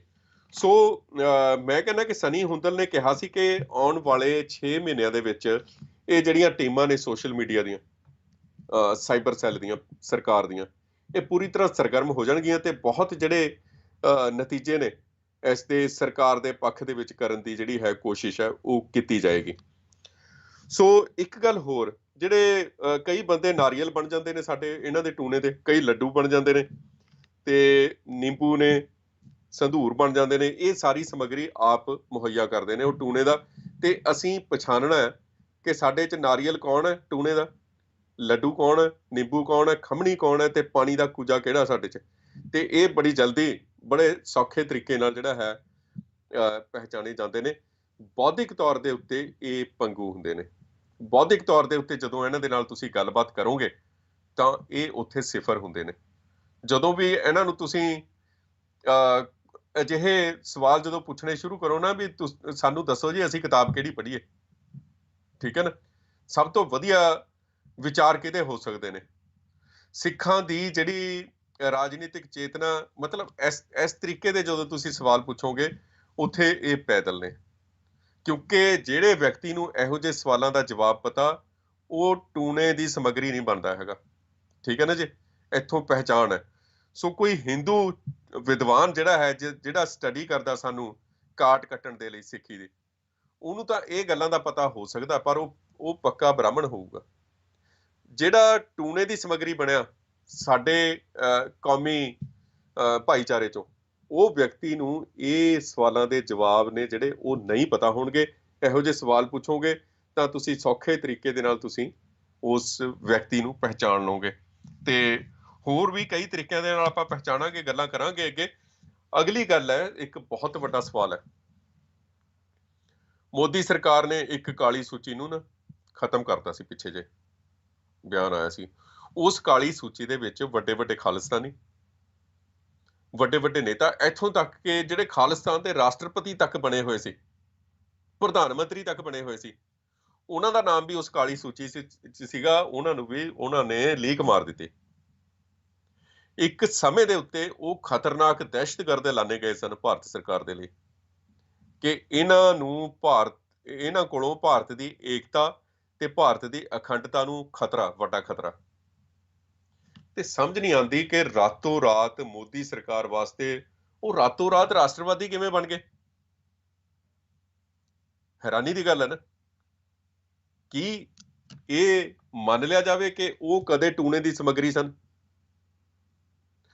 ਦੇਖੋ ਇਹ ਗੱਲ, ਜਦ ਇਹਦੇ ਚ ਰਾਜ਼ ਕੀ ਹੈ ਕਿ ਅੱਤਵਾਦੀ ਕਾਰਵਾਈਆਂ ਚ ਸ਼ਾਮਲ ਸਮਝੇ ਜਾਂਦੇ ਸੀ ਭਾਰਤ ਦੇ ਜਿਹੜੇ ਕਾਨੂੰਨ ਦੇ ਮੁਤਾਬਕ, ਭਾਰਤੀ ਕਾਨੂੰਨ ਦੇ ਮੁਤਾਬਕ ਉਹ ਅੱਤਵਾਦੀ ਕਾਰਵਾਈਆਂ ਚ ਸ਼ਾਮਲ ਸੀ ਉਹ ਲੋਕ। ਤੇ ਰਾਤੋਂ ਰਾਤ ਉਹਨਾਂ ਨੂੰ ਸੂਚੀ ਚੋਂ ਕੱਢਣ ਦਾ ਜਿਹੜਾ ਫੈਸਲਾ ਲਿਆ ਗਿਆ, ਇਹ ਭਾਰਤ ਨੇ ਸੋਚ ਕਿਵੇਂ ਲਿਆ ਕਿ ਇਹ ਜਿਹੜੇ ਸਾਰੇ ਲੋਕ ਨੇ ਇਹ ਅੱਤਵਾਦੀ ਨਹੀਂ, ਇਹ ਹੁਣ ਰਾਸ਼ਟਰਵਾਦੀ ਨੇ। ਇਹ ਸਵਾਲ ਨੇ ਜਿਹੜੇ ਵਾਰ-ਵਾਰ ਮਨ ਨੂੰ ਕੁਰੇਦਦੇ ਨੇ। ਤੇ ਇਸ ਤਰੀਕੇ ਨਾਲ ਥੋੜੀ ਨਹੀਂ ਹੈਗੀ ਇਹਨਾਂ ਦੀ ਗਿਣਤੀ। ਬਾਅਦ ਦੇ ਵਿੱਚ ਉਹ ਖਾਲਿਸਤਾਨ ਦੇ ਨੁਮਾਇੰਦੇ ਬਣ ਕੇ ਭਾਰਤ ਸਰਕਾਰ ਦੇ ਨਾਲ ਗੱਲਬਾਤ ਵੀ ਕਰਨਗੇ। ਦਿੱਲੀ 'ਚ ਗੱਲਬਾਤ ਵੀ ਹੋਈ, ਰੈੱਡ ਕਾਰਪੈਟ ਵੈਲਕਮ ਹੋਇਆ ਉਹਨਾਂ ਦਾ। ਤੇ ਉਹਨਾਂ ਚੋਂ ਬਹੁਤ ਸਾਰੇ ਲੋਕਾਂ ਨੇ ਉੱਥੇ ਜਾ ਕੇ ਟੀਵੀ ਦੇ ਉੱਤੇ ਇੰਟਰਵਿਊਆਂ ਦਿੱਤੀਆਂ ਤੇ ਸਾਰੇ ਉਹਨਾਂ ਨੇ ਭਾਰਤ ਸਰਕਾਰ ਦੇ ਗੁਣਗਾਨ ਕੀਤੇ, ਬ੍ਰਾਹਮਣਵਾਦ ਦੇ ਗੁਣਗਾਨ ਕੀਤੇ, ਹਿੰਦੂਤਵੀ ਤਾਕਤਾਂ ਨੂੰ ਉਹਨਾਂ ਨੇ ਨਮਸਕਾਰ ਕੀਤੀ। ਇਹ ਅਸੀਂ ਦੇਖ ਚੁੱਕੇ ਹਾਂ। ਇਹਦੇ ਰਾਜ਼ ਸਮਝਣ ਦੇ ਵਿੱਚ ਦੇਰ ਨਹੀਂ ਲੱਗਦੀ ਜਦੋਂ ਅਸੀਂ ਯਤੀਸ਼ ਯਾਦਵ ਦੀ ਇਹ ਕਿਤਾਬ ਜਿਹੜੀ ਨਵੀਂ ਆਈ ਹੈ, ਜਦੋਂ ਅਸੀਂ ਇਹਨੂੰ ਪੜ੍ਹਦੇ ਹਾਂ। ਇਹ ਨੈਟਵਰਕ ਉਹੀ ਹੈ ਜਿਹੜਾ 1980 ਤੋਂ ਲੈ ਕੇ 1995 ਤੱਕ ਸਥਾਪਿਤ ਕੀਤਾ ਸੀ। ਇਹ ਬੁੱਢੀਆਂ ਹੋ ਚੁੱਕੀਆਂ ਜਿਹੜੀਆਂ ਕਾਲੀਆਂ ਬਿੱਲੀਆਂ ਨੇ, ਇਹਨਾਂ ਨੂੰ ਦੁਬਾਰਾ ਜਿਹੜਾ ਹੈ ਉਹ ਨੌਕਰੀ ਤੇ ਬੁਲਾ ਲਿਆ ਗਿਆ। ਮਤਲਬ ਦੇਖੋ ਤੁਸੀਂ, ਜਦੋਂ ਇੱਕ ਬੰਦਾ ਰਿਟਾਇਰ ਹੋ ਜਾਂਦਾ ਤੇ ਉਹਦੀ ਥਾਂ ਦੇ ਉੱਤੇ ਨਵੇਂ ਆ ਜਾਂਦੇ ਨੇ। ਇੱਕ ਤਾਂ ਖੁਸ਼ੀ ਦੀ ਗੱਲ ਹੈ ਕਿ ਨਵੇਂ ਬੰਦੇ ਉਹਨਾਂ ਨੂੰ ਮਿਲ ਨਹੀਂ ਰਹੇ ਤੇ ਉਹਨਾਂ ਨੇ ਪੁਰਾਣੇ ਜਿਹੜੇ ਲੋਕ ਨੇ ਉਹਨਾਂ ਨੂੰ ਦੁਬਾਰਾ ਕਿਸੇ ਨਾ ਕਿਸੇ ਤਰੀਕੇ ਨਾਲ ਬੁਲਾਇਆ, ਤੇ ਜਾਂ ਹੋ ਸਕਦਾ ਉਹਨਾਂ ਨੂੰ ਰਿਟਾਇਰ ਹੀ ਨਾ ਕੀਤਾ ਹੋਵੇ ਉਹਨਾਂ ਨੇ। ਤੇ ਇਹਦੇ ਉਲਟ ਜਦੋਂ ਅਸੀਂ ਦੇਖਦੇ ਹਾਂ ਕਿ ਰੈਫਰੈਂਡਮ 2020 ਦੀ ਮੁਹਿੰਮ ਆ ਜਿਹੜੀ, ਬਿਲਕੁਲ ਗੈਰ ਹਿੰਸਕ, ਕੋਈ ਹਥਿਆਰ ਦੀ ਉਹਦੇ 'ਚ ਗੱਲ ਨਹੀਂ ਹੋਈ ਹਾਲੇ ਤੱਕ, ਕਿ ਚੱਕ ਦੂੰਗਾ ਧਰ ਦੂੰਗਾ ਵਾਲੀ ਕੋਈ ਗੱਲ ਨਹੀਂ ਹੋਈ। ਗੈਰ ਹਿੰਸਕ ਤੇ ਗੈਰ ਵਿਰੋਧਤਾ ਵਾਲੀ ਜਿਹੜੀ ਉਹ ਮੁਹਿੰਮ ਹੈ, ਭੜਕਾਊ ਵੀ ਨਹੀਂ ਹੈਗੀ। ਸਿਰਫ ਤੇ ਸਿਰਫ ਉਹਦੇ 'ਚ ਆਪਣੇ ਵੋਟ ਦੀ, ਆਪਣੀ ਜ਼ਮੀਰ ਦੀ ਆਵਾਜ਼ ਦੇ ਮੁਤਾਬਕ ਇੱਕ ਯੈਸ ਤੇ ਨੋ ਕਰਨ ਦੀ ਗੱਲ ਕਹੀ ਗਈ ਹੈ। ਜਮਹੂਰੀ ਤਰੀਕੇ ਨਾਲ ਜਿਹੜਾ ਹੈ, ਡੈਮੋਕ੍ਰੈਟਿਕ ਤਰੀਕੇ ਦੇ ਨਾਲ, ਸਿਰਫ ਇੱਕ ਵਿਅਕਤੀ ਦੀ ਜਿਹੜੀ ਰਜ਼ਾਮੰਦੀ ਹੈ, ਉਹ ਰਜ਼ਾਮੰਦੀ ਨਾ 'ਚ ਵੀ ਤਾਂ ਹੋ ਸਕਦੀ ਹੈ, ਉਹ ਲੈਣ ਦੀ ਕੋਸ਼ਿਸ਼ ਕੀਤੀ ਗਈ ਹੈ। ਸੋ ਇਸ ਨੂੰ ਜਮਹੂਰੀ ਢੰਗ ਤਰੀਕੇ ਦੀ ਪਾਲਣਾ ਜਿਹੜੀ ਹੈ, ਕੌਮਾਂਤਰੀ ਕਾਨੂੰਨ ਦੇ ਮੁਤਾਬਕ, ਉਹ ਪਾਲਣਾ ਕਰਨ ਦੇ ਲਈ ਜੇ ਕੋਈ ਲਹਿਰ ਚੱਲਦੀ ਹੈ ਤਾਂ ਉਹ ਅੱਤਵਾਦੀ ਲਹਿਰ ਹੋ ਕਿਵੇਂ ਸਕਦੀ ਹੈ, ਤੇ ਅਸੀਂ ਮੰਨ ਕਿਵੇਂ ਸਕਦੇ ਹਾਂ ਉਸਨੂੰ ਕਿ ਅੱਤਵਾਦੀ ਲਹਿਰ। ਤੇ ਇਸ ਦੇ ਬਾਰੇ ਜਿਹੜੇ ਮੋਢੀ ਨੇ, ਜਿਹੜੇ ਗ੍ਰਾਸ ਰੂਟ ਲੈਵਲ ਤੇ ਸਾਡੇ ਆਮ ਸਿੱਖ ਨੇ, ਉਹ ਤਾਂ ਇਸ ਦੀ ਹਮਾਇਤ ਕਰਦੇ ਨੇ। ਬਹੁਤ ਸਾਰੀਆਂ ਕਾਲਾਂ ਆਉਂਦੀਆਂ ਨੇ, ਬਹੁਤ ਸਾਰੇ ਸੁਨੇਹੇ ਆਉਂਦੇ ਨੇ, ਤੇ ਉਹ ਸਾਡਾ ਜਿਹੜਾ WhatsApp ਦਾ ਨੰਬਰ ਹੈ, ਤੇ ਬਹੁਤ ਸਾਰੇ ਸੁਨੇਹੇ ਆਉਂਦੇ ਨੇ, ਤੇ ਉਹਦੇ 'ਚ ਸਪੋਰਟ ਦਾ ਪਤਾ ਲੱਗਦਾ। ਪਰ ਜਦੋਂ ਕਿਸੇ ਲੀਡਰ ਦੀ, ਕਿਉਂਕਿ ਹੁਣ ਫਿਰ ਪਤਾ ਲੱਗ ਜਾਂਦਾ ਨਾ ਕਿ ਇਹ ਸਾਰੇ ਪ੍ਰੋਜੈਕਟ ਕੀਤੇ ਹੋਏ ਨੇ, ਜਦੋਂ ਕਿਸੇ ਲੀਡਰ ਦੀ ਜਾਂ ਉਸ ਤਰੀਕੇ ਦੀ ਗੱਲ ਆਉਂਦੀ ਹੈ ਤਾਂ ਉੱਥੇ ਫਿਰ ਉਹ ਉਹੀ ਬੋਲੀ ਬੋਲਣ ਲੱਗ ਪੈਂਦੇ ਨੇ, ਜਿਹੜੀ ਬੋਲੀ ਕੈਪਟਨ ਅਮਰਿੰਦਰ ਸਿੰਘ ਬੋਲਦਾ, ਜਿਹੜੀ ਬੋਲੀ NIA ਵਾਲੇ ਬੋਲਦੇ ਨੇ, ਜਿਹੜੀ ਬੋਲੀ IB ਵਾਲੇ ਬੋਲਦੇ ਨੇ, ਜਿਹੜੀ ਬੋਲੀ ਦਿਨਕਰ ਗੁਪਤਾ ਬੋਲਦਾ। ਹੁਣ ਕੀ ਫਰਕ ਕੀ ਹੈ ਦੋਵਾਂ 'ਚ, ਜਦੋਂ ਵਿਹਾਰਕ ਤੌਰ ਦੇ ਉੱਤੇ ਜਿਹੜਾ ਕਾਰਜ ਆ ਦੋਵੇਂ ਇੱਕੋ ਹੀ ਕਰ ਰਹੇ ਨੇ? ਕੀ ਸਿੱਖ ਲੀਡਰਸ਼ਿਪ ਜਿਹੜੀ ਉੱਥੇ ਅਖੌਤੀ ਸਿੱਖ ਲੀਡਰਸ਼ਿਪ ਹੈ, ਵੱਖ-ਵੱਖ ਜਥੇਬੰਦੀਆਂ ਵਾਲੀ, ਮੈਂ ਆਉਣ ਵਾਲੇ ਪ੍ਰੋਗਰਾਮ 'ਚ ਨਾਮ ਲੈ ਦੇਣੇ ਆ ਸਾਰਿਆਂ ਦੇ, ਕੀ ਇਹ ਇਸ ਤੋਂ ਇਸ ਤਰ੍ਹਾਂ ਨਹੀਂ ਲੱਗਦਾ ਕਿ ਦਿਨਕਰ ਗੁਪਤਾ ਤੇ ਉਹਨਾਂ 'ਚ ਕੋਈ ਫਰਕ ਹੈ? ਉਹਦੇ ਬਸ ਵਰਦੀ ਪਾਈ ਹੋਈ ਹੈ, ਉਹ ਅਰੂਸਾ ਨਾਲ ਜਾ ਕੇ ਫੋਟੋ ਖਿਚਾ ਲੈਂਦਾ, ਤੇ ਉਹ ਵਿਚਾਰੇ ਖਿਚਾ ਨਹੀਂ ਸਕਦੇ। ਸ਼ਾਇਦ ਉਹਨਾਂ ਨੂੰ ਇਹ ਰੰਜ ਵੀ ਹੋਵੇ ਕਿ ਅਸੀਂ ਅਰੂਸਾ ਦੇ ਨਾਲ ਫੋਟੋ ਕਿਉਂ ਨਹੀਂ ਖਿਚਵਾ ਸਕਦੇ। ਸੋ ਇਹ ਫਰਕ ਹੈ ਕਿ ਵਰਦੀ ਦਾ ਹੀ ਫਰਕ ਹੈ ਬਸ, ਉਹਨਾਂ ਦੇ ਵਰਦੀ ਨਹੀਂ ਪਾਈ ਹੋਈ ਜਾਂ ਕੇਸ ਦਾੜੀ ਰੱਖੇ ਹੋਏ ਨੇ, ਵਿਹਾਰਕ ਤੌਰ ਦੇ ਉੱਤੇ ਇੱਕੋ ਹੀ ਗੱਲ ਹੈ। ਸੋ ਬਿਲਕੁਲ ਇਹੋ ਜਿਹੇ ਨਾਜ਼ੁਕ ਮੌਕੇ ਦੇ ਉੱਤੇ ਅਜਿਹੀ ਬਿਆਨਬਾਜ਼ੀ ਕਰਨੀ, ਜਿਹਦੇ ਨਾਲ ਲੋਕਾਂ ਦੇ ਵਿੱਚ ਤੇ ਸਰਕਾਰਾਂ ਦੇ ਵਿੱਚ ਇਹ ਭਾਵ ਜਾਵੇ ਕਿ ਸਿੱਖ ਤਾਂ ਸਾਡੀ ਮੁੱਠੀ 'ਚ ਨੇ, ਉਹ ਆਪ ਉਹਨਾਂ ਦੀ ਮੁੱਠੀ 'ਚ ਗਏ ਨੇ, ਉਹਨਾਂ ਦੀਆਂ ਜੇਬਾਂ 'ਚ ਗਏ ਨੇ, ਤੇ ਆਪ ਉਸ ਧਿਰ ਦਾ ਹਿੱਸਾ ਬਣਨ ਦੀ ਮੱਲੋ ਮੱਲੀ ਕੋਸ਼ਿਸ਼ ਕਰ ਰਹੇ ਨੇ। ਜੇ ਤੁਹਾਡੇ 'ਚ, ਮੈਂ ਕਹਿੰਦਾ ਕਿ ਤਾਕਤ ਨਹੀਂ ਹੈ, ਜੇ ਕਿਸੇ ਦੀਆਂ ਲੱਤਾਂ ਭਾਰ ਨਹੀਂ ਚੱਲਦੀਆਂ, ਜਾਂ ਜੇ ਕਿਸੇ ਦੇ ਉਸ ਜਿਸਮ ਦੇ ਵਿੱਚ ਇੰਨੀ ਤਾਕਤ ਨਹੀਂ ਹੈ ਕਿ ਉਹ ਉਸ ਪੱਧਰ ਤੇ ਆਪਣੀ ਜ਼ੁਬਾਨ ਵੀ ਨਹੀਂ ਖੋਲ ਸਕਦਾ, ਤਾਂ ਮੈਨੂੰ ਲੱਗਦਾ ਕਿ ਉਹਨਾਂ ਨੇ ਸੁਖਣਾ ਥੋੜੀ ਸੁਖੀ ਹੋਈ ਸੀ ਕਿ ਅਸੀਂ ਤਾਂ ਜਥੇਬੰਦੀ ਦਾ ਪ੍ਰਧਾਨ ਜਾਂ ਜਨਰਲ ਸਕੱਤਰ ਬਣਨਾ ਹੀ ਬਣਨਾ, ਕਿ ਅਸੀਂ ਤਾਂ ਜੀ ਇਹ ਅਹੁਦੇ ਤੇ ਕੰਮ ਕਰਨਾ ਹੀ ਕਰਨਾ। ਨਾ ਕਰੋ, ਘਰ ਦੇ ਵਿੱਚ ਇੱਕ ਨੇਮ ਪਲੇਟ ਲਾ ਲਓ ਵੀ ਪ੍ਰਧਾਨ ਫਲਾਣੀ ਪਾਰਟੀ, ਜਾਂ ਸਾਹਮਣੇ ਆਪਣੇ ਦਰਵਾਜ਼ੇ ਤੇ ਨੇਮ ਪਲੇਟ ਲਾ ਲਓ ਕਿ ਫਲਾਣਾ ਸਿੰਘ ਪ੍ਰਧਾਨ ਫਲਾਣੀ ਜਥੇਬੰਦੀ, ਪਾਰਲੀਮੈਂਟ ਮੈਂਬਰ ਲਿਖਾ ਲਓ, ਮੁੱਖ ਮੰਤਰੀ ਲਿਖਾ ਲਓ, ਤਾਂ ਉਹ ਤੁਹਾਨੂੰ ਤਸੱਲੀ ਹੋ ਜੂਗੀ ਉਹਦੇ ਨਾਲ, ਤੁਸੀਂ ਬੈਠੇ ਰਹੋ ਘਰ, ਪਰ ਉਹਦੇ ਨਾਲ ਨੁਕਸਾਨ ਨਹੀਂ ਹੋਊਗਾ ਕਿਸੇ ਦਾ। ਤੇ ਇਹ ਧਿਆਨ ਰੱਖਣਾ ਚਾਹੀਦਾ। ਇਹ ਕਾਰਵਾਈ ਜਿਹੜੀ ਹੈ ਅੱਤਵਾਦੀ ਐਲਾਨਿਆ ਗਿਆ, ਤੇ ਇਹਦੇ 'ਚ ਸਾਰੀਆਂ ਜਿਹੜੀਆਂ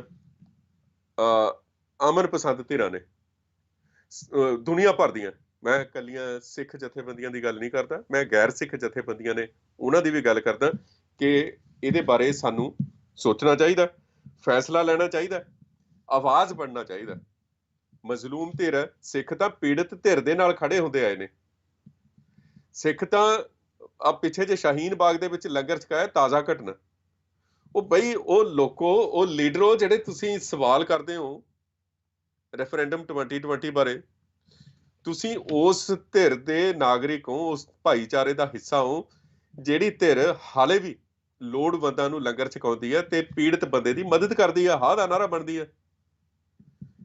ਤੇ ਕੀ ਅਸੀਂ ਖੁਦ ਇਸ ਵੇਲੇ ਪੀੜਤ ਹਾਂ? ਅਸੀਂ ਉਸ ਦਰਦ ਦਾ ਸ਼ਿਕਾਰ ਹਾਂ। ਉਹ ਜ਼ਖਮਾਂ ਨੂੰ ਹਾਲੇ ਵੀ ਅਸੀਂ ਕਿਤੇ ਨਾ ਕਿਤੇ ਠੀਕ ਕਰਨ ਦੀ ਕੋਸ਼ਿਸ਼ ਕਰ ਰਹੇ ਹਾਂ। ਜਿਹੜੇ ਜ਼ਖਮ ਸਾਨੂੰ ਉਸ ਸਰਕਾਰ ਨੇ ਦਿੱਤੇ ਨੇ, ਤੁਸੀਂ ਉਹਦੇ ਹੱਕ ਦੇ ਵਿੱਚ ਖੜਨ ਦੀ ਬਜਾਏ ਤੁਸੀਂ ਉਸ ਤੇ ਉਲਟ ਭੁਗਤ ਰਹੇ ਹੋ। ਯਤੀਸ਼ ਯਾਦਵ ਦੀ ਇਹ ਕਿਤਾਬ ਇਹ ਸਾਬਤ ਕਰਦੀ ਹੈ, ਸਟੈਂਪ ਲਾਉਂਦੀ ਹੈ ਕਿ ਜਿਹੜੀ ਡੈਮੋਕ੍ਰੇਸੀ ਤੇ ਜਮਹੂਰੀਅਤ ਦੇ ਢੰਗ ਦੇ ਨਾਲ ਜਿਹੜੀ ਗੱਲ ਚੱਲ ਰਹੀ ਹੈ, ਉਸ ਨੂੰ ਕੁਚਲਣ ਦੇ ਲਈ, ਉਸ ਦੀ ਹਵਾ ਨੂੰ ਕੌਮਾਂਤਰੀ ਪੱਧਰ ਦੇ ਉੱਤੇ ਪਸਰਨ ਤੋਂ ਰੋਕਣ ਦੇ ਲਈ, ਫੈਲਣ ਤੋਂ ਰੋਕਣ ਦੇ ਲਈ ਜਿਹੜੇ ਢੰਗ ਤਰੀਕੇ ਜਿਹੜੇ ਅਪਣਾਏ ਜਾ ਰਹੇ ਨੇ ਬ੍ਰਾਹਮਣਵਾਦੀ ਤਾਕਤਾਂ ਵੱਲੋਂ, ਰਾਹ ਵੱਲੋਂ, ਭਾਰਤ ਸਰਕਾਰ ਵੱਲੋਂ, ਉਹ ਕਿਤੇ ਨਾ ਕਿਤੇ ਉਹਨਾਂ ਤਰੀਕਿਆਂ ਦਾ ਇੱਕ ਹਿੱਸਾ ਇਹ ਵੀ ਹੈ ਕਿ ਜਿਹੜੇ ਲੋਕ ਅੱਜ ਰੈਫਰੈਂਡਮ 2020 ਦੇ ਉੱਤੇ ਸਵਾਲ ਕਰਦੇ ਨੇ। ਸਿੱਖ ਸੰਘਰਸ਼ ਜਦੋਂ ਤੋਂ ਸ਼ੁਰੂ ਹੁੰਦਾ ਤਾਂ ਵੱਖ-ਵੱਖ ਥਾਵਾਂ ਦੇ ਉੱਤੇ ਜਿੱਥੇ ਦੁਨੀਆ ਭਰ ਦੇ ਵਿੱਚ ਰੈਫਰੈਂਡਮ ਦੀ ਗੱਲ ਚੱਲੀ, ਉੱਥੋਂ ਦੇ ਸੰਘਰਸ਼ ਜਿਹੜੇ ਹੈ ਨੇ, ਰੈਫਰੈਂਡਮ ਦਾ ਇੱਕ ਬਹੁਤ ਵੱਡਾ ਉਹਨਾਂ ਸੰਘਰਸ਼ਾਂ ਦੇ ਵਿੱਚ ਇਹ ਫਾਇਦਾ ਰਿਹਾ ਕਿ ਉੱਥੇ ਹਿੰਸਕ ਲਹਿਰਾਂ ਲਈ ਥਾਂ ਨਹੀਂ ਰਹੀ, ਹਿੰਸਾ ਦੀ ਕੋਈ ਥਾਂ ਨਹੀਂ ਰਹੀ। ਉਹ ਲੋਕ ਹਾਲੇ ਵੀ ਅਮਨ ਅਮਾਨ ਤਰੀਕੇ ਦੇ ਨਾਲ ਰਹਿ ਰਹੇ ਨੇ, ਭਾਵੇਂ ਕਿਊਬਾ ਦੇ ਨੇ, ਕਿਊਬਿਕ ਦੇ ਨੇ ਕੈਨੇਡਾ ਦੇ ਵਿੱਚ, ਤੇ ਭਾਵੇਂ ਉਹ ਕੈਟਾਲੋਨੀਆ ਦੇ ਨੇ। ਉਹ ਲੋਕ ਅਮਨ ਦੇ ਨਾਲ ਰਹਿ ਰਹੇ ਨੇ। ਇਹ ਵੱਖਰੀ ਗੱਲ ਹੈ ਕਿ ਜੰਗ ਨਾਲ ਪ੍ਰਭਾਵਿਤ ਮੁਲਕ ਇਰਾਕ ਦੇ ਵਿੱਚ ਜਿਹੜੇ ਯਜ਼ਦੀ ਲੋਕ ਸਨ ਜਾਂ ਕੁਰਦ ਲੋਕ ਸਨ, ਉਹਨਾਂ ਦੇ ਤਾਂ ਸਿਰ ਤੇ ਪਈ ਹੋਈ ਹੈ ਜੰਗ। ਉਹਨਾਂ ਦੀ ਜਿਹੜੀ ਜੰਗ ਹੈ ਜਾਂ ਉਹਨਾਂ ਦੀ ਜਿਹੜੀ ਹਥਿਆਰਬੰਦ ਲੜਾਈ ਹੈ, ਉਹ ਅੱਤਵਾਦੀ ਜਾਂ ਟੈਰਰਿਜ਼ਮ ਦੇ ਥੱਲੇ ਨਹੀਂ ਰੱਖੀ ਯੂਐਨਓ ਨੇ। ਤਾਂ ਉਹਨਾਂ ਦੀ ਲੜਾਈ ਉਹਨਾਂ ਦੇ ਸਿਰ ਦੇ ਉੱਤੇ ਪਈ ਹੋਣ ਕਾਰਨ ਉਸ ਨੂੰ ਸਦਾਮ ਹੁਸੈਨ ਦੇ ਜ਼ੁਲਮਾਂ ਨਾਲ ਜੋੜਨ ਕਰਕੇ ਉਹਨਾਂ ਨੂੰ ਉਸ ਤੋਂ ਵੱਖਰਿਆ ਰੱਖਿਆ ਗਿਆ। ਸੋ ਇਸ ਤਰੀਕੇ ਨਾਲ ਉਸ ਨੂੰ ਵੀ ਜਮਹੂਰੀਅਤ ਦੀ ਜਿਹੜੀ ਲਹਿਰ ਹੈ ਕੁਰਦਿਸਤਾਨ ਵਾਲੀ, ਉਹਦੇ ਤਹਿਤ ਮੰਨਿਆ ਜਾਂਦਾ। ਪਰ ਅਸੀਂ ਇਹ ਦੇਖਦੇ ਹਾਂ ਕਿ ਇਹ ਜਿਹੜੀ ਲਹਿਰ ਹੁੰਦੀ ਹੈ ਰੈਫਰੈਂਡਮ ਦੀ ਕਿਸੇ ਵੀ ਮੁਲਕ ਦੇ ਵਿੱਚ, ਇਹ ਗੈਰ ਹਿੰਸਕ ਹੁੰਦੀ ਹੈ। ਹਿੰਸਾ ਤੋਂ ਬਲਕਿ ਪੱਕੇ ਤੌਰ ਦੇ ਉੱਤੇ ਛੁਟਕਾਰਾ ਪਾਉਣ ਦਾ ਇੱਕ ਸੌਖਾ ਤਰੀਕਾ ਵੀ ਹੁੰਦਾ। ਇਹ ਭਾਰਤ ਦੇ ਲਈ ਵੀ ਚੰਗੀ ਹੈ। ਜੇ ਭਾਰਤ ਦੀਆਂ ਜਿਹੜੀਆਂ ਖੁਫੀਆ ਏਜੰਸੀਆਂ ਸੋਚਦੀਆਂ ਨੇ ਨਾ ਕਿ ਇਸ ਨੂੰ ਬਦਨਾਮ ਕਰਕੇ, ਅੱਤਵਾਦੀ ਲਹਿਰ ਗਰਦਾਨ ਕੇ ਦੁਨੀਆ ਦੇ ਵਿੱਚ ਬਦਨਾਮ ਕਰ ਦਿਆਂਗੇ ਤੇ ਸਿੱਖ ਇਸ ਤੋਂ ਦੂਰ ਹੋ ਜਾਣਗੇ, ਇਹ ਗੱਲ ਨਹੀਂ ਹੋ ਸਕਦੀ। ਇਸ ਤਰ੍ਹਾਂ ਨਹੀਂ ਹੋ ਸਕਦਾ ਹੈਗਾ, ਕਿਉਂਕਿ ਇਹ ਇੱਕ ਬਲਕਿ ਹਿੰਸਾ ਤੋਂ ਤੇ ਅੱਤਵਾਦ ਤੋਂ, ਸਰਕਾਰੀ ਅੱਤਵਾਦ ਤੋਂ ਛੁਟਕਾਰਾ ਪਾਉਣ ਦਾ ਇੱਕ ਸਭ ਤੋਂ ਸੌਖਾ, ਸਰਲ ਤੇ ਸਿੱਕੇਬੰਦ ਤਰੀਕਾ। ਮੈਂ ਕਹਿੰਦਾ ਕਿ ਉਹਨਾਂ ਨੂੰ ਪਾਬੰਦ ਹੋਣਾ ਚਾਹੀਦਾ। ਦਿਨਕਰ ਗੁਪਤਾ ਨੂੰ, ਰਾਹ ਵਾਲਿਆਂ ਨੂੰ, IB ਵਾਲਿਆਂ ਨੂੰ ਤੇ NIA ਵਾਲਿਆਂ ਨੂੰ ਕੋਸ਼ਿਸ਼ ਕਰਨੀ ਚਾਹੀਦੀ ਹੈ ਕਿ ਉਹ ਖੁਦ ਰੈਫਰੈਂਡਮ 2020 ਦਾ ਸਾਥ ਦੇਣ, ਕਿਉਂਕਿ ਇਹ ਸਭ ਤੋਂ ਵੱਡਾ ਜਮਹੂਰੀਅਤ ਦਾ ਇੱਕੋ ਇੱਕ ਤਰੀਕਾ ਜਿਹੜਾ ਗੈਰ ਹਿੰਸਕ ਹੈ ਤੇ ਹਿੰਸਾ ਦੇ ਵਿਰੋਧ ਦੇ ਵਿੱਚ ਹੁੰਦਾ ਤੇ ਅਮਨ ਸਥਾਪਿਤ ਕਰਨ ਦੇ ਲਈ ਸਹਾਈ ਹੋਊਗਾ ਪੰਜਾਬ ਦੇ ਵਿੱਚ। ਪੱਕੇ ਤੌਰ ਦੇ ਉੱਤੇ ਪੰਜਾਬ ਦੀ ਆਜ਼ਾਦੀ, ਪੰਜਾਬ ਦੀ ਤਰੱਕੀ, ਜਿਹੜੀ ਕਿ ਭਾਰਤ ਪਾਕਿਸਤਾਨ ਦੇ ਦਰਮਿਆਨ ਜਿਹੜੀ ਹੈ ਇੱਕ ਬਫਰ ਸਟੇਟ ਸਥਾਪਿਤ ਕਰਕੇ, ਮੈਂ ਕਹਿੰਦਾ ਕਿ ਉਸ ਦੱਖਣ ਏਸ਼ੀਆ ਦਾ ਜਿਹੜਾ ਪੂਰਾ ਖਿੱਤਾ, ਉਹਦੀ ਮਜ਼ਬੂਤੀ ਤੇ ਉਹਦੇ 'ਚ ਅਮਨ ਸਥਾਪਿਤ ਕਰਨ ਦੇ ਲਈ ਜਿਹੜੀ ਹੈ ਇੱਕ ਵਧੀਆ ਜਿਹੜੀ ਗੱਲ ਸਾਬਤ ਹੋ ਸਕਦੀ ਹੈ। ਬਹੁਤ ਸਾਰੇ ਗੁਰਦੁਆਰਿਆਂ ਦੇ ਵਿੱਚ ਮੈਂ ਪਿਛਲੇ ਦਿਨੀ ਮਲੋਏ ਕ੍ਰਿਸ਼ਨਾਧਰ ਦੀ ਕਿਤਾਬ ਕੀਤੀ ਤੇ ਚਰਚਾ ਕੀਤੀ ਸੀ। ਮਲੋਏ ਕ੍ਰਿਸ਼ਨਾਧਰ ਨੇ ਵੀ ਉਹ ਕਿਤਾਬ ਜਿਹੜੀ ਓਪਨ ਸੀਕ੍ਰੇਟ ਹੈ, ਉਹਦਾ ਪੰਜਾਬੀ 'ਚ ਵੀ ਅਨੁਵਾਦ ਹੋਇਆ ਖੁੱਲੇ ਭੇਦ ਦੇ ਨਾਮ ਥੱਲੇ। ਇਹ ਗੱਲਾਂ ਸਾਬਤ ਕਰਦੇ ਨੇ, ਇਹ ਆਪ ਹੀ ਕਰਦੇ ਨੇ ਕਿ ਕਿਵੇਂ ਪੰਜਾਬ ਦੇ ਵਿੱਚ ਕਤਲੋਗਾਰਤ ਹੈ, ਉਹਦੇ 'ਚ ਜਿਹੜੀ ਥਰਡ ਏਜੰਸੀ ਆ ਉਸਨੇ ਆਪਣਾ ਸਰਗਰਮ ਰੋਲ ਨਿਭਾਇਆ। ਕਿ ਸਾਡੇ 'ਚੋਂ ਕਿਸੇ ਲੀਡਰ ਨੇ, ਕਿਸੇ ਵਿਅਕਤੀ ਨੇ ਮਲੋਏ ਕ੍ਰਿਸ਼ਨਾਧਰ ਦੀ ਉਸ ਕਿਤਾਬ ਨੂੰ ਆਧਾਰ ਬਣਾ ਕੇ ਕਿਸੇ ਨੂੰ ਚੈਲੰਜ ਕੀਤਾ ਉੱਥੇ? ਸਾਡੇ ਲੀਡਰ ਜਿਹੜੇ ਕਹਿੰਦੇ ਨੇ ਕਿ ਅਸੀਂ ਸਿੱਖਾਂ ਦੇ ਲੀਡਰ ਹਾਂ ਵੱਡੇ, ਕਿ ਉਹਨਾਂ ਨੇ ਉਸ ਲਿਖਤ ਨੂੰ ਆਧਾਰ ਬਣਾ ਕੇ ਚੈਲੰਜ ਕੀਤਾ ਕਿ ਕਿਸ ਤਰੀਕੇ ਨਾਲ ਉੱਥੇ ਤੁਸੀਂ ਹਿੰਦੂਆਂ ਦੇ ਕਤਲ ਕਰਵਾ ਕੇ ਸਿੱਖਾਂ ਦੇ ਸਿਰ ਮੜੇ ਤੇ ਉੱਥੇ ਹਿੰਸਾ ਕਰਕੇ ਸਿੱਖਾਂ ਨੂੰ ਤੁਸੀਂ ਮਾਰਿਆ ਤੇ ਅੱਤਵਾਦੀ ਬਣਾ ਕੇ ਪੇਸ਼ ਕਰਨ ਦੇ ਵਿੱਚ ਤੁਸੀਂ ਉਹਨਾਂ ਦੀ ਕੋਸ਼ਿਸ਼ ਕੀਤੀ ਦੁਨੀਆ ਭਰ ਦੇ ਵਿੱਚ? ਤੇ ਇਹ ਗੱਲਾਂ ਤਾਂ ਸਾਬਤ ਹੁੰਦੀਆਂ ਨੇ। ਸੌਫਟ ਟਾਰਗੇਟ ਦੀ ਵੀ ਇਸੇ ਤਰ੍ਹਾਂ ਗੱਲ ਕੀਤੀ ਸੀ, ਜਿਹੜਾ ਕਨਿਸ਼ਕ ਬੰਬ ਕਾਂਡ ਧਮਾਕਾ ਹੁੰਦਾ, ਜਿਹਦੇ 329 ਬੇਕਸੂਰ ਯਾਤਰੀ ਵੱਖ-ਵੱਖ ਮੁਲਕਾਂ ਦੇ, ਵੱਡੀ ਗਿਣਤੀ ਭਾਰਤੀ ਸਨ, ਪੰਜਾਬੀ ਬਹੁਤ ਵੱਡੀ ਗਿਣਤੀ ਸਨ ਉਹਦੇ 'ਚ। ਉਹਨਾਂ ਨੂੰ ਉੱਥੇ ਮੌਤ ਦੇ ਘਾਟ ਉਤਾਰਿਆ ਉਹਨਾਂ ਨੇ ਅੱਧ ਅਸਮਾਨ ਦੇ ਵਿੱਚ। ਇਹ ਸਾਰਾ ਕੁਝ ਸਿੱਖਾਂ ਨੂੰ ਬਦਨਾਮ ਕਰਨ ਲਈ ਇਹ ਟੂਣੇ ਨੇ ਸਾਰੇ। ਇਹ ਮਲੋਏ ਕ੍ਰਿਸ਼ਨਾਧਰ ਨੇ ਤਾਂ ਇੱਥੋਂ ਤੱਕ ਕਿਹਾ ਕਿ ਅਮਰੀਕਾ ਤੇ ਕੈਨੇਡਾ ਦੇ ਜਿਹੜੇ ਗੁਰਦੁਆਰੇ ਨੇ ਉਹਨਾਂ ਦੇ ਵਿੱਚ ਪ੍ਰਧਾਨਾਂ ਨੂੰ ਕਿਸ ਤਰੀਕੇ ਨਾਲ ਜਿਹੜਾ ਰਾਸ਼ਟਰਪਤੀ ਬਣਾਇਆ ਜਾਂਦਾ ਸੀ, ਭਾਰਤੀ ਰਾਸ਼ਟਰਪਤੀ ਬਣਾਇਆ ਜਾਂਦਾ ਸੀ, ਕਿਵੇਂ ਉਹਨਾਂ ਕੋਲੋਂ ਕੰਮ ਲਿਆ ਜਾਂਦਾ ਸੀ। ਇਹ ਸਾਰੀਆਂ ਗੱਲਾਂ ਨੇ ਜਿਹੜੀਆਂ ਇਹਨਾਂ ਟੂਣਿਆਂ ਦੇ ਤਹਿਤ ਨੇ, ਜਿਹੜੀਆਂ ਉਹ ਆਈਆਂ। ਅਗਲੇ ਦਿਨਾਂ ਦੇ ਵਿੱਚ ਇਸ ਲਹਿਰ ਨੂੰ ਬਦਨਾਮ ਕਰਨ ਦੇ ਲਈ ਜਿੱਥੇ ਸਾਬਕਾ ਬੁੱਢੀਆਂ ਬਿੱਲੀਆਂ ਕੰਮ ਕਰਨਗੀਆਂ, ਸਰਗਰਮ ਹੋਣਗੀਆਂ, ਉੱਥੇ ਨਾਲ ਹੀ ਜਿਹੜਾ ਹੈ ਪੰਜਾਬ ਦੇ ਵਿੱਚ ਕੋਈ ਨਾ ਕੋਈ ਘਟਨਾ ਵੀ, ਹਿੰਸਕ ਘਟਨਾ ਵੀ ਕਰਵਾਈ ਜਾ ਸਕਦੀ ਹੈ।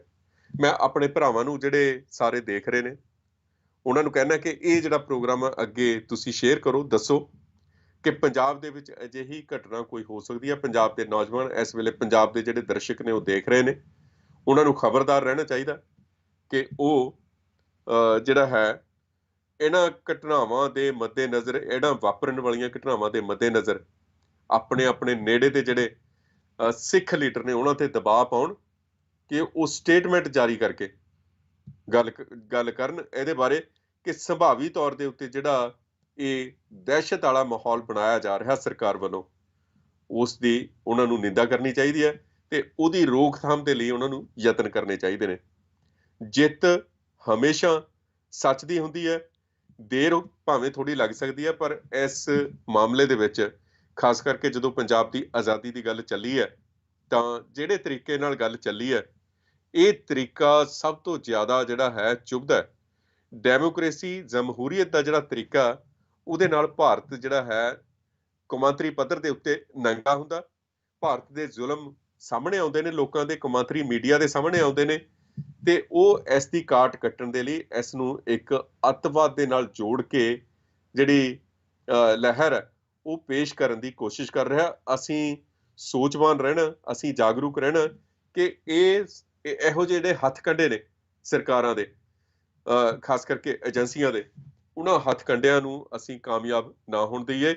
ਇਹ ਸਿਰਫ ਤੇ ਸਿਰਫ ਤੁਹਾਡੀ ਜ਼ਮੀਰ ਦੀ ਆਵਾਜ਼ ਜਾਣਨ ਲਈ ਇੱਕ ਲਹਿਰ ਹੈ ਕਿ ਤੁਸੀਂ ਆਜ਼ਾਦੀ ਚਾਹੁੰਦੇ ਹੋ ਜਾਂ ਨਹੀਂ। ਸੋ ਅੱਜ ਦਾ ਇਹ ਪ੍ਰੋਗਰਾਮ ਭਾਰਤੀ ਸਿਸਟਮ ਵੱਲੋਂ ਜਿਹੜਾ ਟੂਣੇ ਕਰਨ ਬਾਰੇ ਪ੍ਰੋਗਰਾਮ ਸੀ। ਰੈਫਰੈਂਡਮ 2020 ਦੀ ਵਿਪਤਾ ਨੂੰ ਟਾਲਣ ਲਈ ਭਾਰਤ ਸਰਕਾਰ ਵੱਲੋਂ ਟੂਣੇ ਕੀਤੇ ਜਾਣੇ ਸ਼ੁਰੂ। ਇਹ ਪ੍ਰੋਗਰਾਮ ਇੱਥੇ ਹੀ ਮੈਂ ਸਮਾਪਤ ਕਰਦਾ। ਤੁਹਾਡਾ ਸਾਰਿਆਂ ਦਾ ਬਹੁਤ ਬਹੁਤ ਸ਼ੁਕਰਗੁਜ਼ਾਰ ਹਾਂ ਕਿ ਤੁਸੀਂ ਵੱਡੀ ਗਿਣਤੀ ਦੇ ਵਿੱਚ ਹੱਲਾਸ਼ੇਰੀ ਦਿੰਦੇ ਹੋ। ਇਹ ਹੱਲਾਸ਼ੇਰੀ ਸਾਡੇ ਲਈ ਬਹੁਤ ਵੱਡੀ ਗੱਲ ਹੁੰਦੀ ਹੈ, ਕਿਉਂਕਿ ਚੰਡੀਗੜ੍ਹ 'ਚ ਪੱਤਰਕਾਰੀ ਕਰਨੀ ਤਾਂ ਉੱਥੇ ਚਾਪਲੂਸੀਆਂ ਕਰਕੇ ਲੋਕ ਆਪਣਾ ਜਿਹੜੇ ਪੱਤਰਕਾਰ ਨੇ ਉਹ ਢਿੱਡ ਭਰਦੇ ਨੇ, ਘਰ ਦੇ ਚੁੱਲ੍ਹੇ ਚਲਾਉਂਦੇ ਨੇ ਤੇ ਐਡੀਆਂ ਤਨਖਾਹਾਂ ਤਾਂ ਨਹੀਂ ਹੁੰਦੀਆਂ। ਸੱਚ ਬੋਲਣ ਵਾਲੇ ਜਿਹੜੇ ਪੱਤਰਕਾਰ ਨੇ ਉਹਨਾਂ ਲਈ ਮੁਸ਼ਕਲਾਂ ਦਾ ਜਿਹੜਾ ਦੌਰ ਹੈ ਉਹਦੇ 'ਚ ਉਹਨਾਂ ਨੂੰ ਲੰਘਣਾ ਪੈਂਦਾ ਤੇ ਤੁਹਾਡੇ ਵੱਲੋਂ ਦਿੱਤੀ ਗਈ ਹੱਲਾਸ਼ੇਰੀ ਸਾਡੇ ਲਈ ਬਹੁਤ ਵੱਡੀ ਗੱਲ ਹੁੰਦੀ ਹੈ। ਜਮਹੂਰੀਅਤ ਦਾ ਜਿਹੜਾ ਤੌਰ ਤਰੀਕਾ, ਇਸ ਨੂੰ ਸਲਾਮ ਕਰਦੇ ਹਾਂ। ਜਮਹੂਰੀਅਤ ਦਾ ਜਿਹੜਾ ਇਹ ਜ਼ਮੀਰ ਦੀ ਆਵਾਜ਼ ਜਾਣਨ ਦਾ ਇੱਕ ਤਰੀਕਾ ਹੈ ਰੈਫਰੈਂਡਮ 2020, ਇਹਦੇ ਲਈ ਸਾਨੂੰ ਅੱਗੇ ਆਉਣਾ ਚਾਹੀਦਾ ਤੇ ਸਾਨੂੰ ਪਛਾਣਨਾ ਚਾਹੀਦਾ ਕਿ ਇਹ ਲੋਕਾਂ ਦੇ ਜਿਹੜੇ ਟੂਲ ਬਣੇ ਹੋਏ ਨੇ, ਜਿਹੜੇ ਲੀਡਰ ਇਹਨਾਂ ਏਜੰਸੀਆਂ ਦੇ, ਉਹ ਨੰਗੇ ਹੋਣ ਜਾਂ ਉਹ ਆਪਣੀ ਜਿਹੜੀ ਟਿੰਡ 'ਚ ਕਾਨਾ ਪਾਉਣ ਦੀ ਜਿਹੜੀ ਗੱਲ ਹੈ ਉਸ ਨੂੰ ਉਹ ਬੰਦ ਕਰਨ। ਉਹ ਇਹਨਾਂ ਏਜੰਸੀਆਂ ਨੇ ਜਾਂ ਸਿਸਟਮ ਹੈ ਉਹਦੀ ਹਾਂ 'ਚ ਹਾਂ ਮਿਲਾਉਣਾ ਉਹ ਬੰਦ ਕਰਨਾ ਚਾਹੀਦਾ। ਟੂਲ ਬਣ ਕੇ ਬਰਾਬਰ ਦਾ ਉਹਨਾਂ ਨੂੰ ਕਾਰਜ ਨਹੀਂ ਨਿਭਾਉਣਾ ਚਾਹੀਦਾ। ਆਉਣ ਵਾਲੇ ਦਿਨਾਂ 'ਚ ਬਕਾਇਦਾ ਤੌਰ ਦੇ ਉੱਤੇ ਉਹਨਾਂ ਦੇ ਬਾਰੇ ਅਸੀਂ ਗੱਲਬਾਤ ਕਰਾਂਗੇ। ਬਹੁਤ ਬਹੁਤ ਧੰਨਵਾਦ ਤੁਹਾਡਾ, ਸ਼ੁਕਰਗੁਜ਼ਾਰ ਹਾਂ ਮੈਂ। ਜਿਉਂਦੇ ਵਸਦੇ ਰਹੋ, ਹੱਸਦੇ ਰਿਹਾ ਕਰੋ, ਵਸਦੇ ਰਿਹਾ ਕਰੋ, ਸੋਚਵਾਨ ਰਿਹਾ ਕਰੋ, ਆਪਣੀ ਸੋਚ ਨੂੰ ਖੁੰਡਿਆ ਨਾ ਹੋਣ ਦਿਓ, ਤਿੱਖਾ ਰੱਖੋ ਤੇ ਜਿੱਤਾਂਗੇ ਜ਼ਰੂਰ। ਜਾਰੀ ਜੰਗ ਰੱਖਿਓ। ਬਹੁਤ ਬਹੁਤ ਧੰਨਵਾਦ, ਸ਼ੁਕਰੀਆ ਸਾਰਿਆਂ ਨੂੰ। ਸਤਿ ਸ੍ਰੀ ਅਕਾਲ। ਵਾਹਿਗੁਰੂ ਜੀ ਕਾ ਖਾਲਸਾ, ਵਾਹਿਗੁਰੂ ਜੀ ਕੀ ਫਤਿਹ।